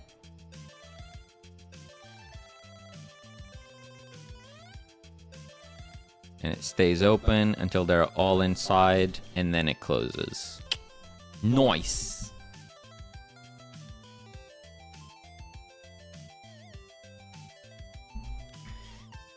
You should fade the screen to black as it's pulling you down like Mario does. Yeah, there'll be something like that. So as the elevator is going down, then the end screen is going to pop up, where it'll show your score and things like that. So it'll have some of that effect. I think the game will stay running for a little bit, so you can see the zombies like trying to get into the elevator. Yeah. And then it'll fade to black, yeah.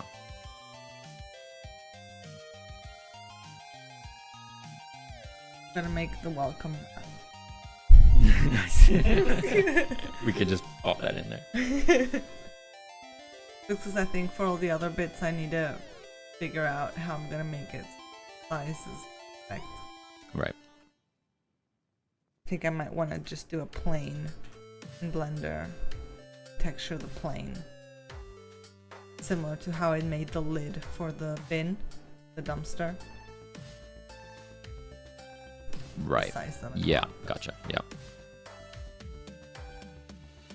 Maybe that's a tomorrow thing. Mm-hmm. Google, is it 5? It's 5. It's Maka's dinner time. Oh, I'm so proud of that elevator.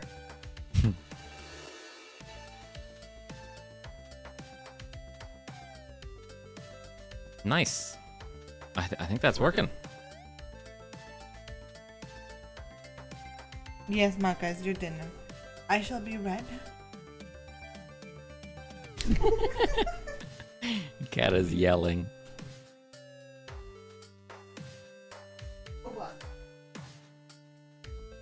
Yeah.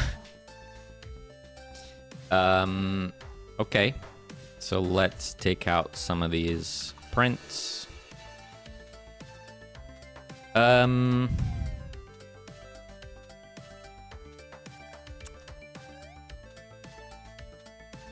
this is interesting. I guess for the moment we can say deactivate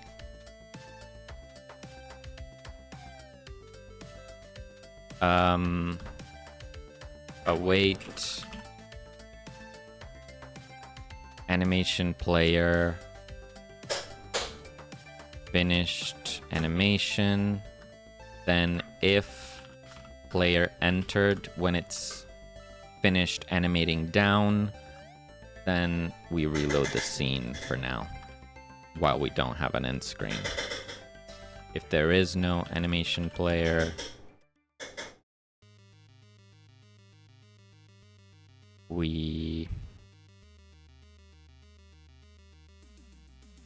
well, that's not a problem, is it?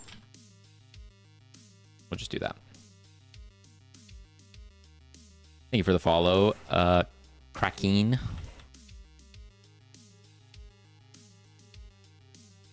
Release the Kraken.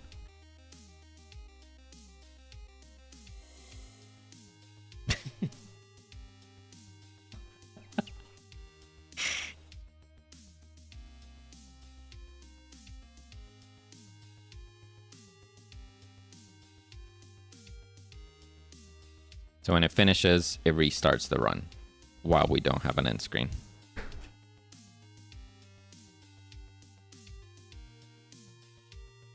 Sweet.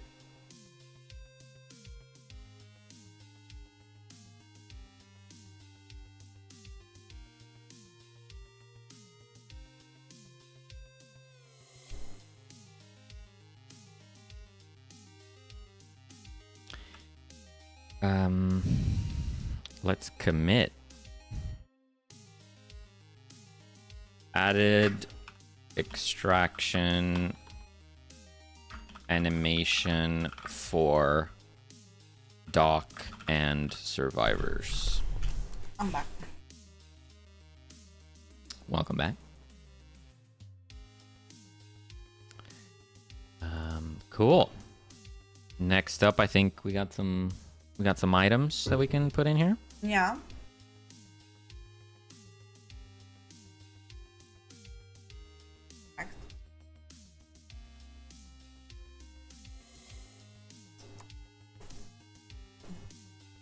Let me pull in those sprites.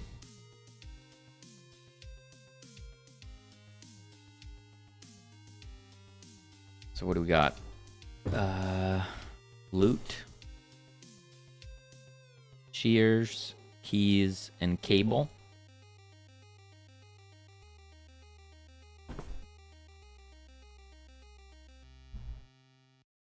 I'm so glad you made yourself laugh.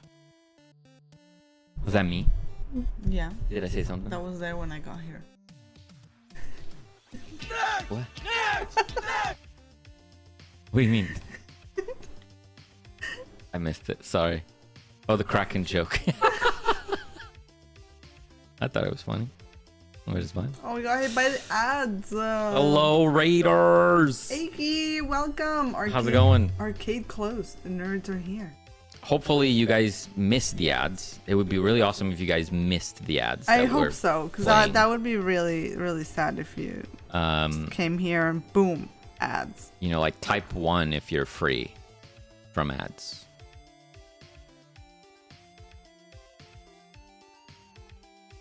Oh no, this doesn't bode well. Uh-oh. Uh-oh. They might be in ads. There's no way.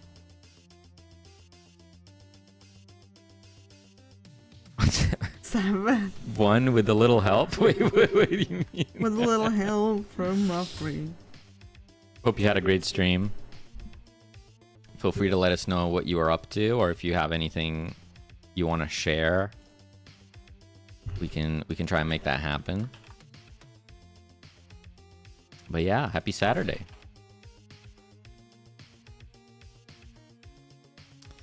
Die mode as well. Welcome in.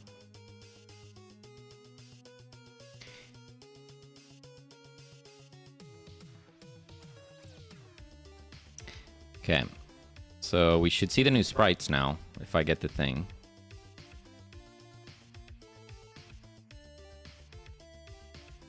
There are the keys. Nice. Those looked great.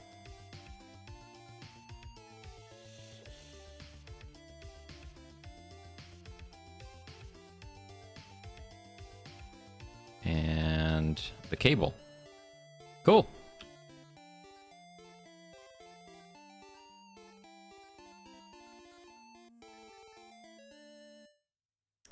My if you know what I mean. Yeah, gotcha. All good.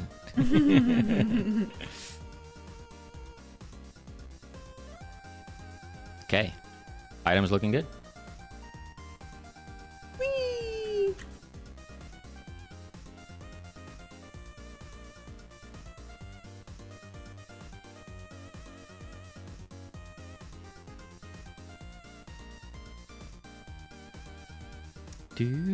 Do.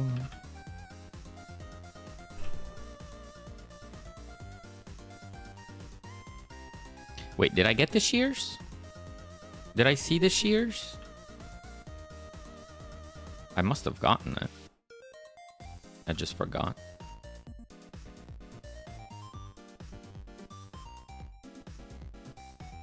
No, I must have messed up.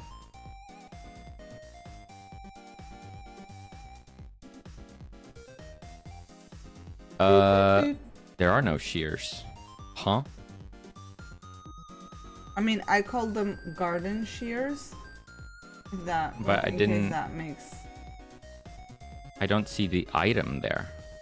I must have messed something up. What are you up to? I saw a huge horde yesterday for debugging. Did you find the issue? Unfortunately, it's a slow process. I have made it better. So, like, I could do 200 zombies, let's say. And the FPS doesn't tank. Okay, well, it's tanking. So there's that. Wait, I spawned way more than... What just happened? Oh, I died. That's what happened. I added more than 200 there. So 200 zombies. And the FPS doesn't go under 60. So that's good. That's good news. Hopefully I can make it even better, but this is a good start. But today we were working on this animation. So if I spawn a few friends, this is what we made today. We open the elevator, goes up, doors open, and then we can all go in. Closes, goes back down. GG.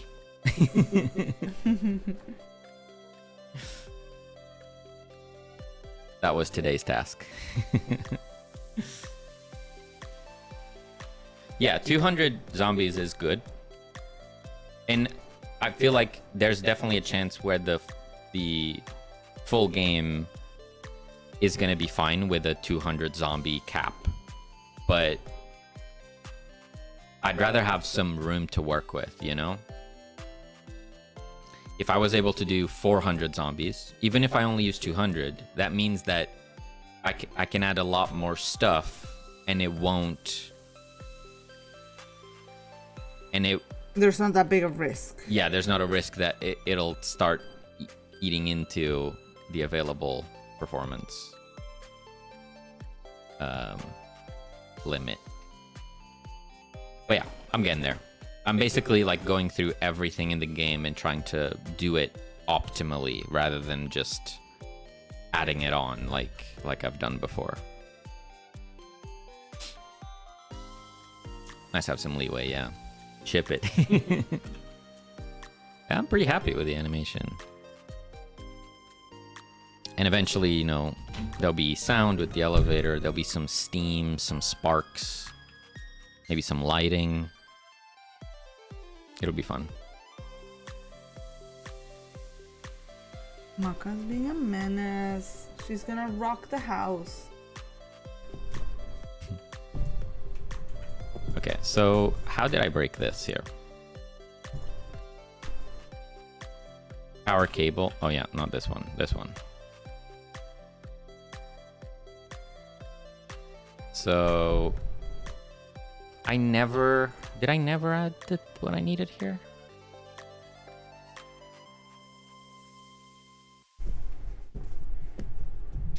I never added a requirement to have shears for the brambles. I just forgot. Oh my gosh. It just shook my whole desk. Need to make dinner. Enjoy food. Thank you so much for stopping by. Really appreciate it. Yeah, thank you.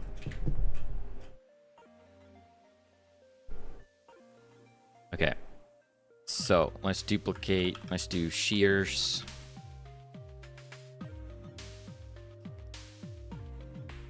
Shears unique. We give it the sprite. Then on our loot table, we're gonna add the shears to it. So now that can drop from containers. Now we need to extend this so that interactables can have an item requirement. We've done that on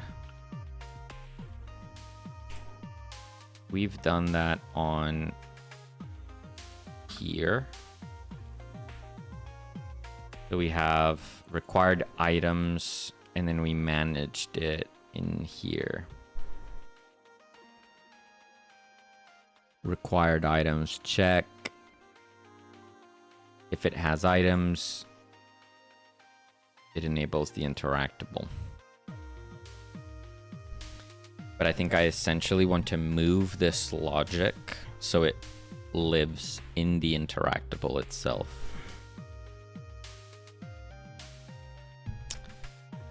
Yeah. So in here, we want to say export var required. Do we do a single item instead of items? Would we ever have a thing that needs more than one item to be interacted with? I don't think so. I'm gonna say no. He says no.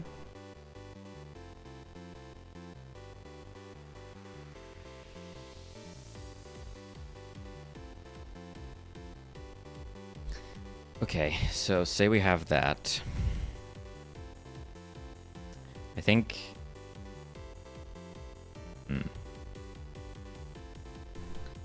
Pyrus.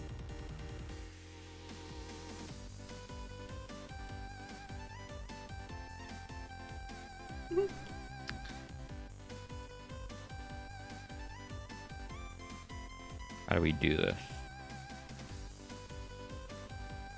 You can say if you acquire the item that's needed, it'll activate.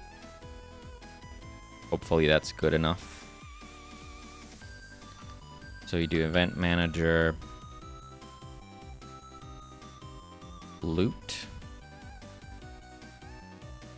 item, run item added, connect on run item added.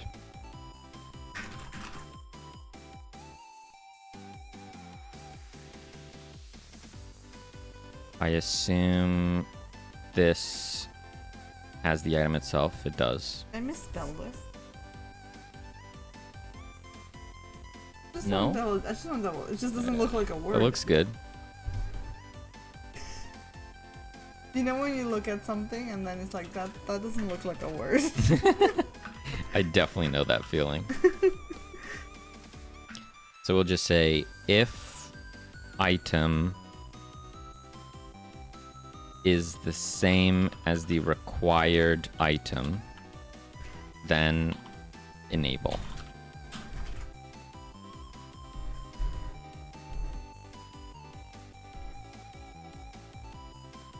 So if we do that, existing stuff should still work the same. But in addition, well, we should say as well here,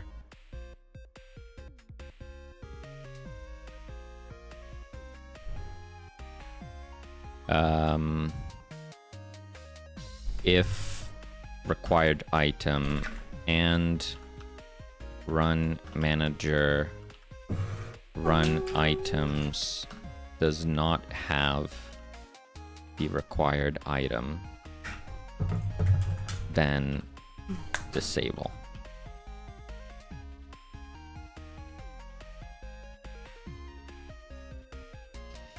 Then back over here on these 4 interactables, we'll say that it needs the shears. If we play and we go over there,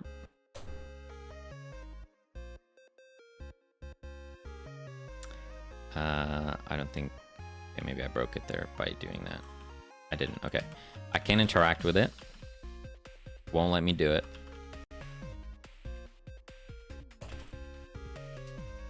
But if I go find the shears,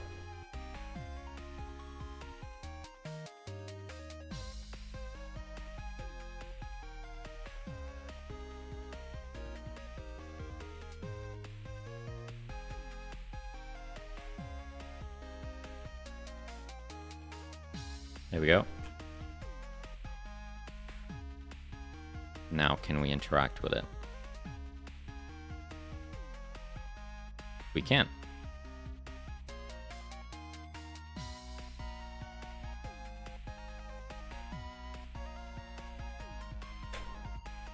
Nice.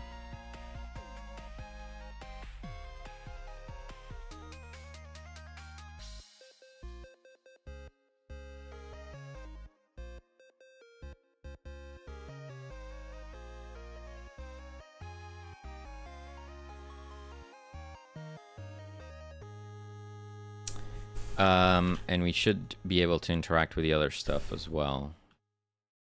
If we restart,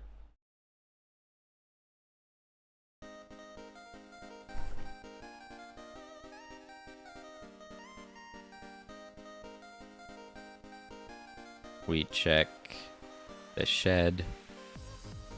We can't open it.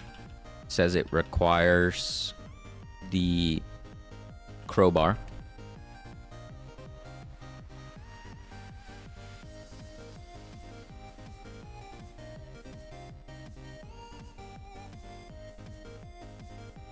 We got the crowbar.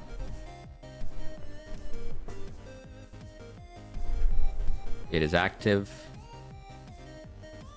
We can open it. Nice. Easy.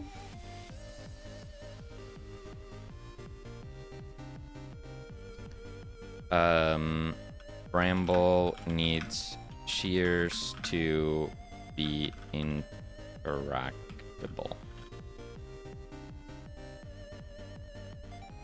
Interactable. Weird word, that.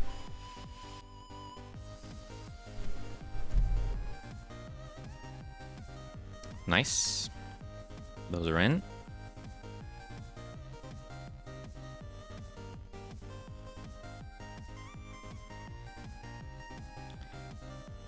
We need to get those items in the HUD.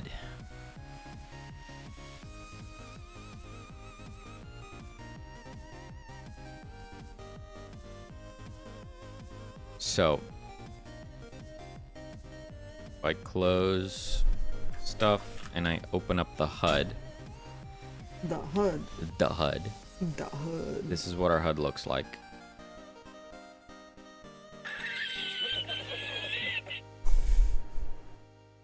Bit of a long video because I wanted to play 3 balls, but the last one took a long while. All good.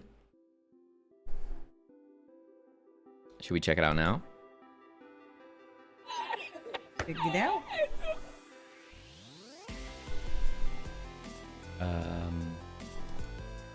In stream chat.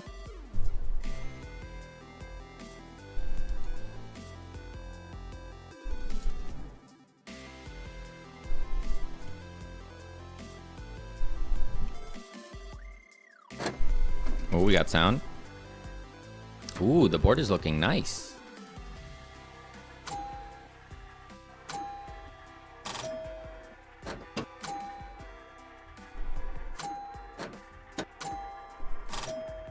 The sounds, Nice. the sounds are very good. Yeah. Yeah.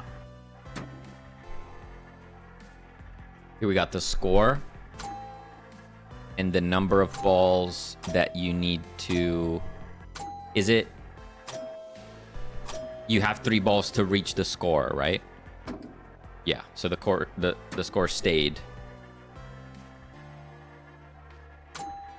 and you get to use the rest to try and beat the score.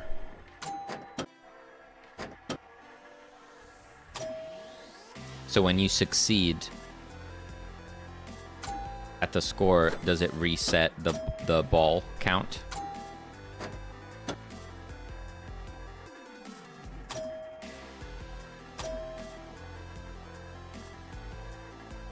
Well, we're gonna find out. You've beaten the score.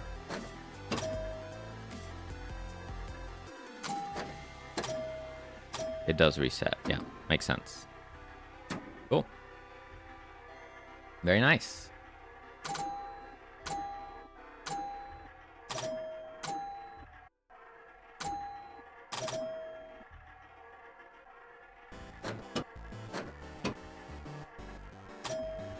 So you're planning to have upgrades, is that right? So like in between rounds, you'll be able to buy stuff. Upgrades and placeable items.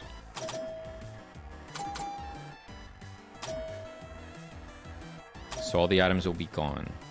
So like all the bumpers and stuff will be gone. You'll be placing those. Placing as in you decide where to place it? Or you would unlock bumpers and now the bumpers appear.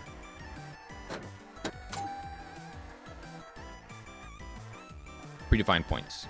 Got it. Place them according to the tag. So you get a bumper and you can pick, do you want to put it in the middle here? Do you want to put it in the side here? That type of thing. That's a great idea. Nice.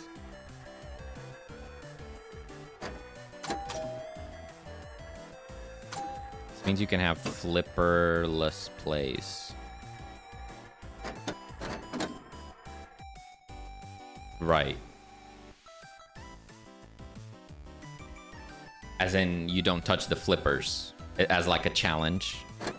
If you get the right upgrades, you might not have to touch the flipper inputs, and you'll still succeed.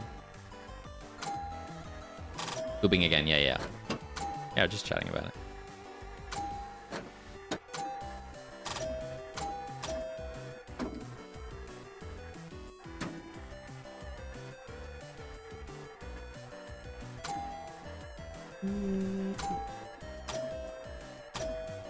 I love it.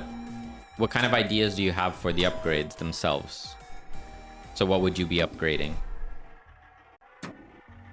Like bumpers, bump harder?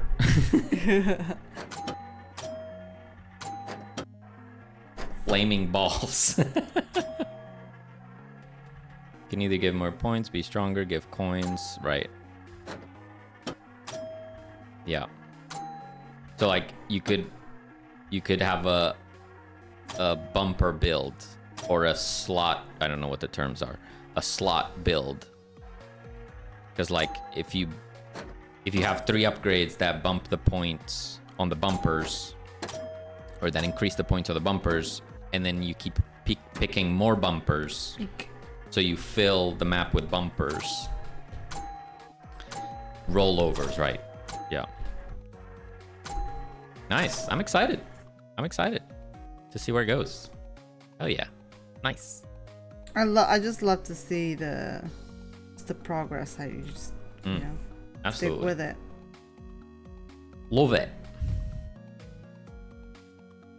Well done.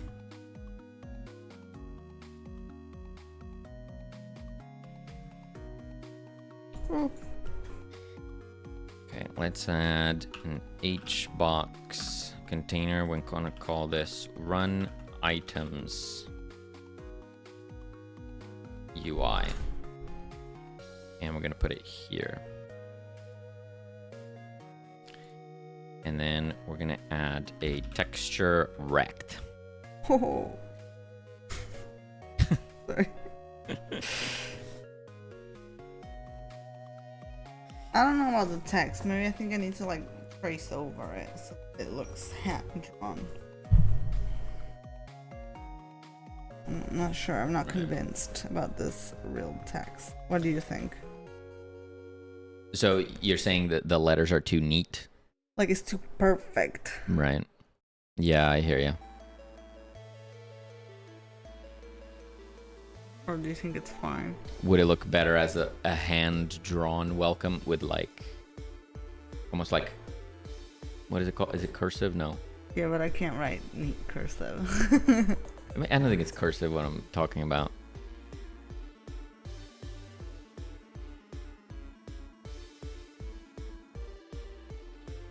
What do you call it when you write something without ever lifting the pen? Cursive. Is that cursive? Yeah.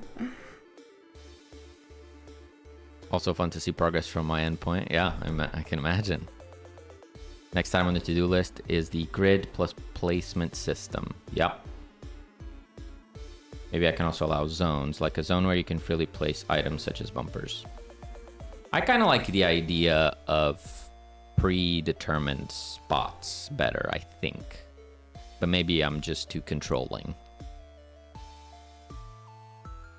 Because when you said you'll be able to place it, and I imagined you being able to place it wherever you want, I'm just going to be thinking, I'm going to put it in the wrong spot. And if the spots are predetermined, you know that the dev at least thought about those points somewhat. So they're probably all somewhat useful. There might be some that are better, but yeah. But it could work. A zone could work. Some players like that kind of freedom. Or, you know, both. Both.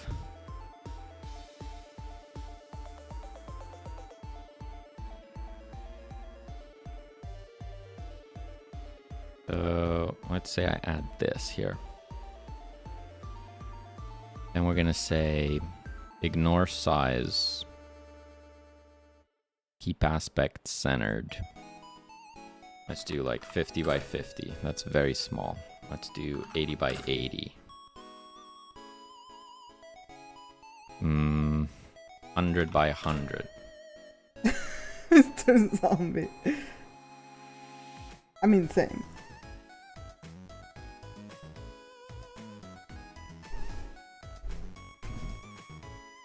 Or like, yeah, like in the gap with the flippers.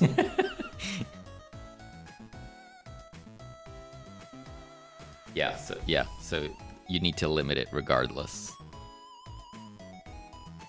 I personally, I like fixed points, but it's probably worth exploring both options.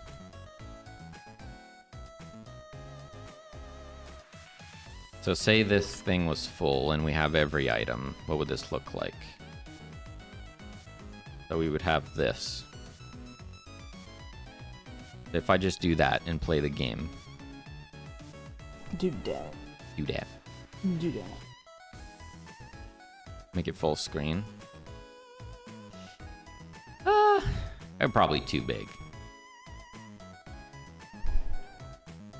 Yeah.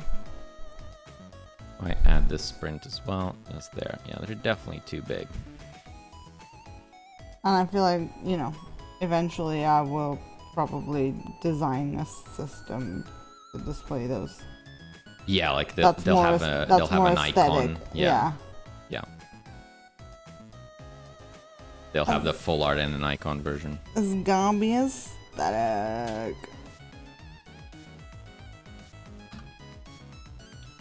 Or we just reconsider. We do the icon and we're like, yeah, okay, that works. And we just use the icon instead. Yeah.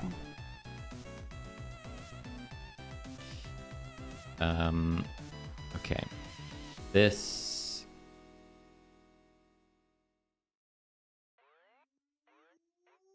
$80 by 80. I feel like that's not true. Interesting. If I do 20 by 20. Is it because this has a size?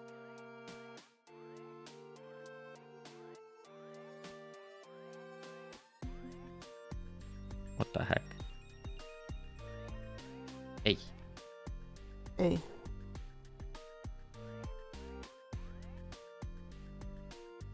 Uh, 80 by 80. Okay. Let's add a script.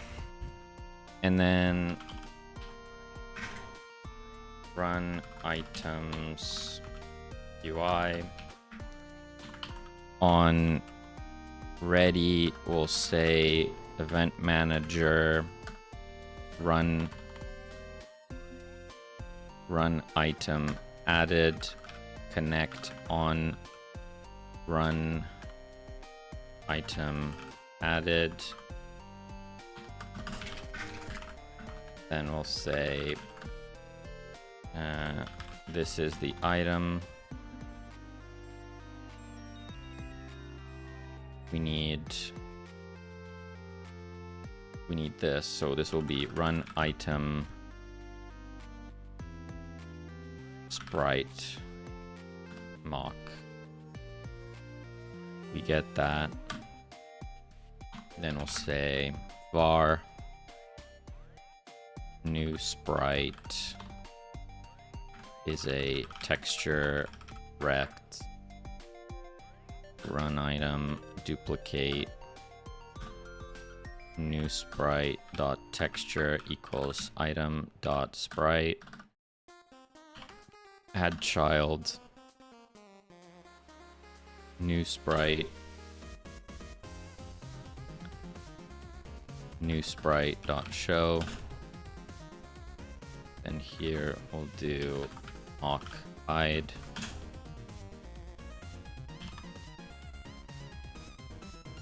Okay, so run the game. There's nothing top left.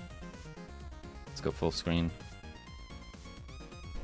Then if I collect a run item, it shows top left. So now you can see that you have access to the power cable. Get another one, shows up there.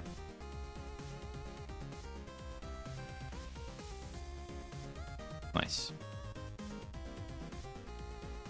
That'll do for now.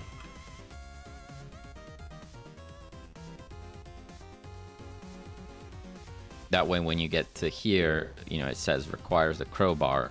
If you picked up the crowbar 10 minutes ago, you can still see it there. You're like, yeah, I have the crowbar, I can do this.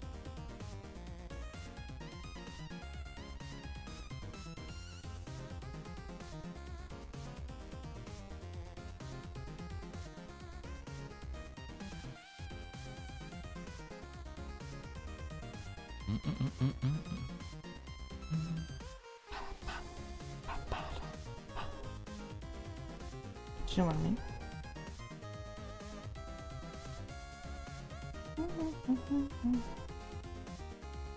Oh no.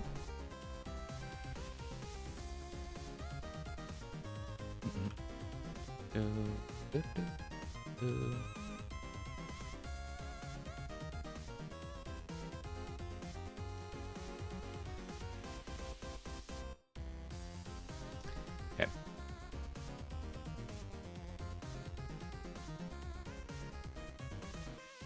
Cool.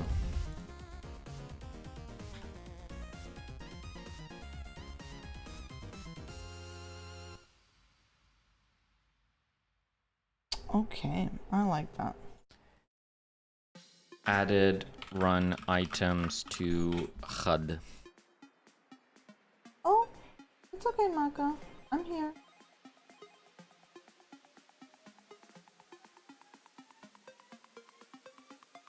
Think she had a bad dream.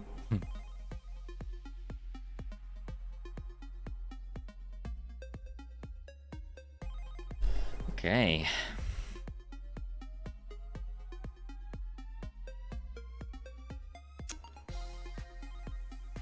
What should I do next? I need to figure out safe zone animations as well. For example, the garage. No, keep going, keep going. The garage will have the door closed. Yeah, I gotta do that for you as well. I gotta make a door for the garage. So when the power goes on, the garage will open upwards. So on interaction, I need to play an animation.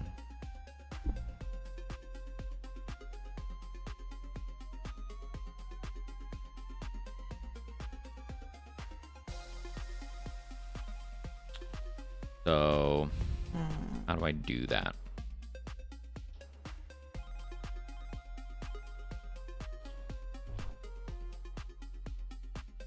Is that just, maybe that's just something that's custom?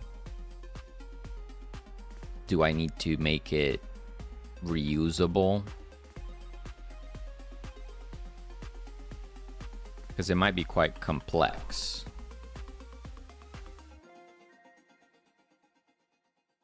Like we have this.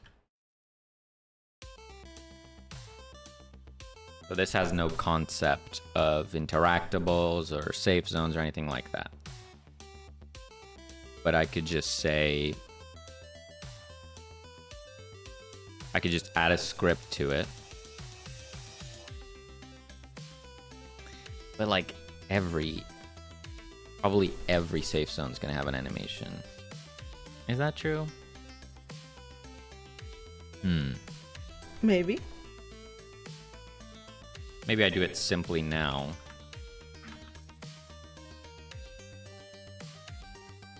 And then if I find myself doing the same thing multiple times, I'll need to understand how they... like the similarities between them. Yeah. Because here I could accept an interactable.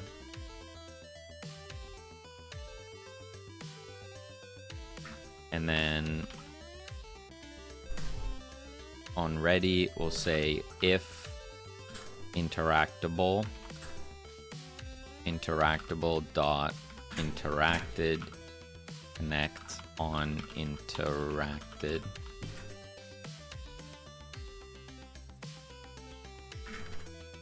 Sitting like a shrimp. On interacted, we're going to do a thing. So we'll have an animation player, and then we'll have an animation called open. So on interacted, we'll play open.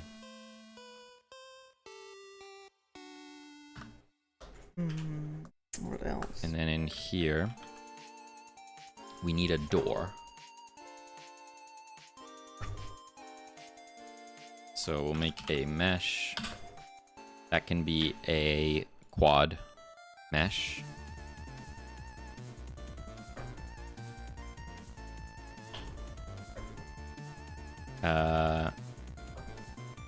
We'll say, what does it need?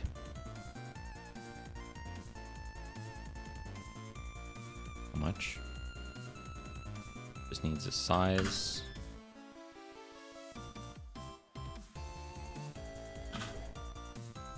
So say we do that, then we do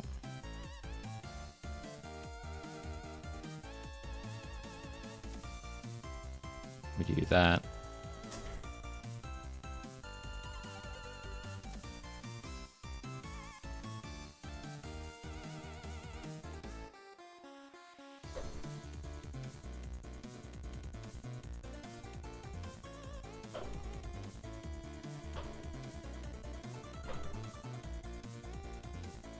Let's give it random material with a random color for now.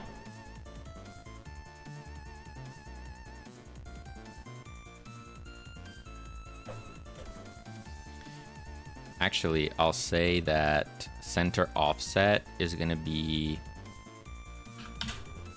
-2.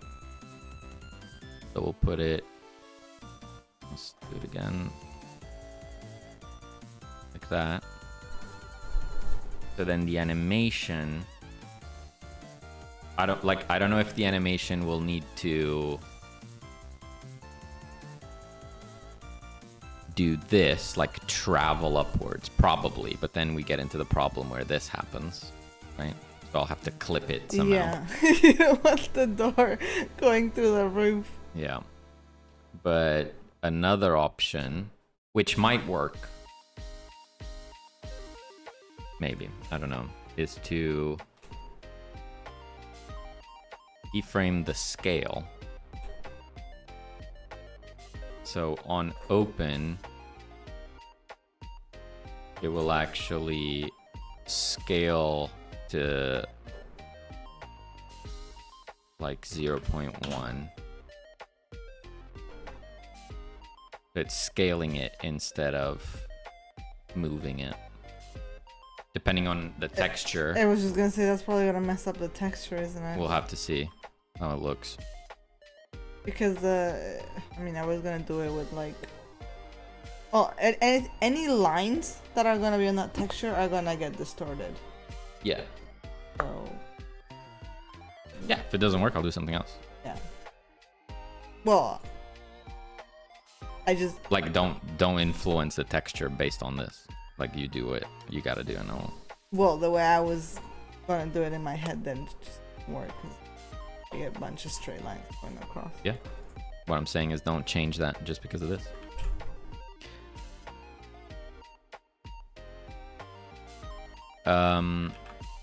So now here we can say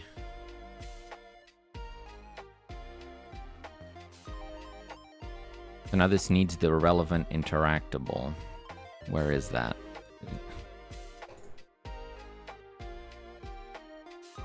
Gonna be in here, right? Right. Why did I separate this? Makes no sense. So garage zone interactable. So okay. Go in here. And we interact. Plays the animation, thing goes up. So this is like custom implementation for the garage. But if we end up doing this for every zone, then this logic should be centralized somewhere. Gonna make it open slower as well.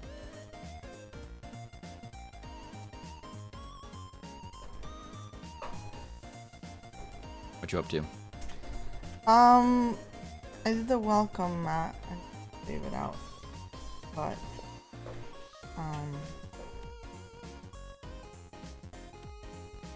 Here we go. I'm not sure what else I could do now.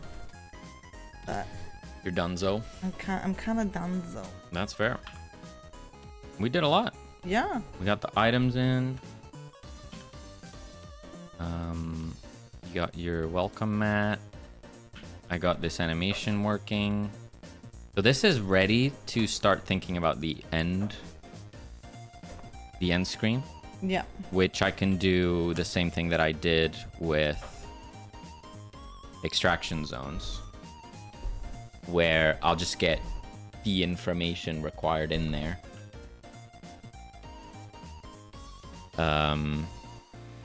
And then we can think about how we want to design it. Yeah.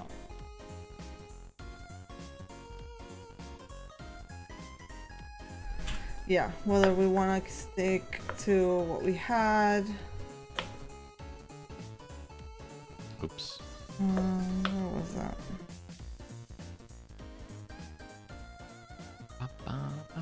bum. This is really cute. I did like this.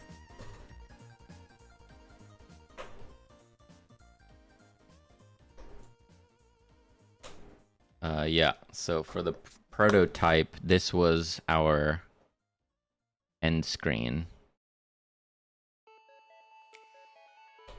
Mr. Magoo, hello. Been doing some assembly. I'm in pain. That does sound like pain. I'm not gonna lie.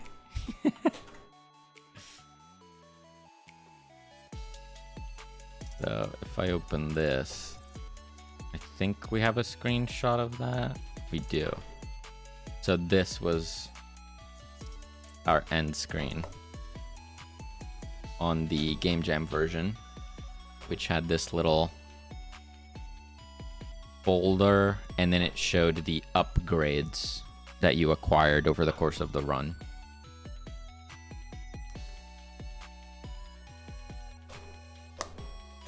The information that we want to show is changing slightly. Yeah. We probably don't want to show cured infected anymore because we want to show, okay, how many survivors did you rescue? How many special survivors did you rescue? We'll need to say like 2 sprinters, Yeah. 4 spitters type of thing. Then we have the resources. So we'll show you got 12 duct tape, Yeah. 5 screws type of thing. And then any special resources like the comic or something. Yeah, collectibles, yeah. Collectible. Yeah. And then also a way to see both your upgrades and the zombie upgrades. Those will probably be a like tab. So you flick between your stuff and the zombie Yeah. stuff. Quite a bit of information. I think it can be done. Like, this was cute, but I think it can be done better. Yeah. Yeah, we'll need to see if we want to keep this essence of the whole, like, file folder, or if we just lean in more into the, you know, like the bold design that we have for upgrades, let's say, and we just have more shapes and stuff rather than themed thing. We were talking about how we want to theme the UI, right? Yeah. Yeah, we can decide that. We can take time to decide that. Yeah. Cool. I'm just gonna fix this before I forget.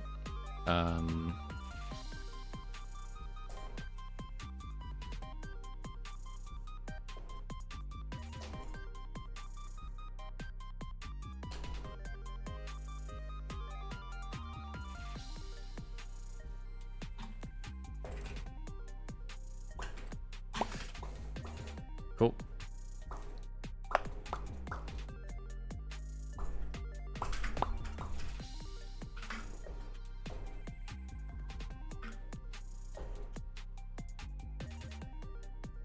And that's that.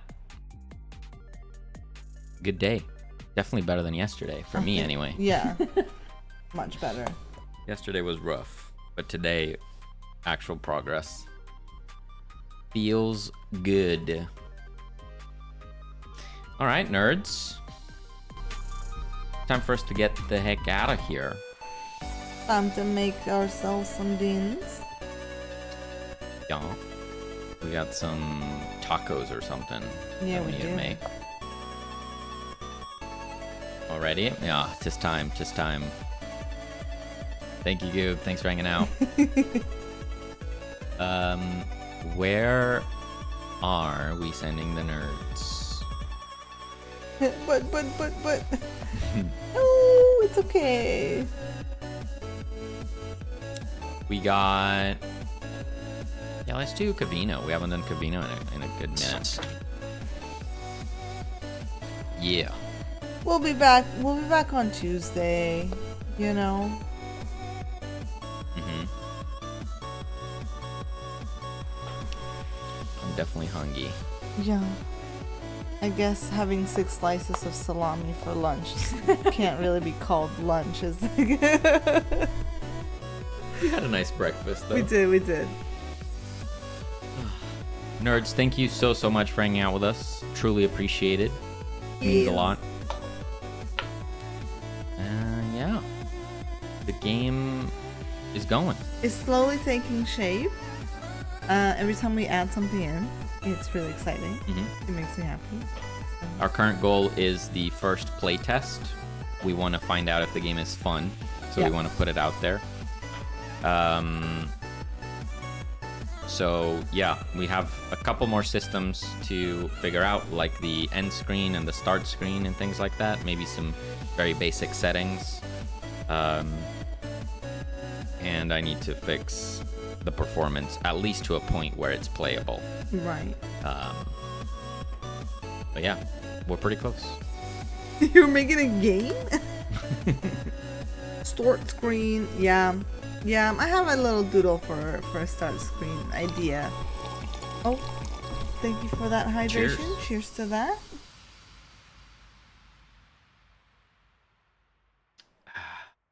Yeah, I know. I guess this is a little bit of a shorter stream for a Saturday stream. But yeah, but we did the stuff we did the that thing. we wanted to do. We did the thing, and I think, it's okay.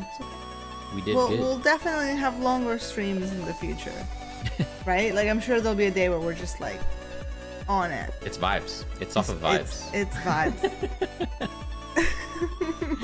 Thank you, Justin. All right, nerds.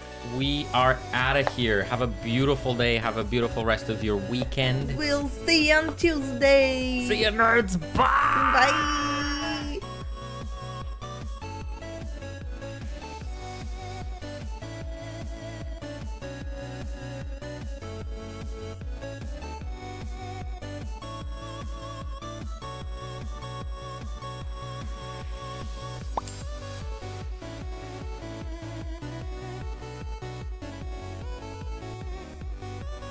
Viewport texture. This one. And there it is. It looks garbage, but what up, nerds? How are y'all doing? Welcome in. What were y'all working on? What were you doing? Wait, 2 nerdy nerds. Check this out. Ready? It didn't work. Oh, that did work. Woo! Woo! There we go. With the cure in your hand, expand your laboratory and upgrade your arsenal of gadgets to save humanity and reclaim the living. There we go. Now available for wishlisting on Steam. Coming soon. Bada bing, bada boom.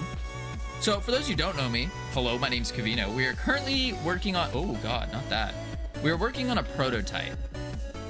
And with this prototype,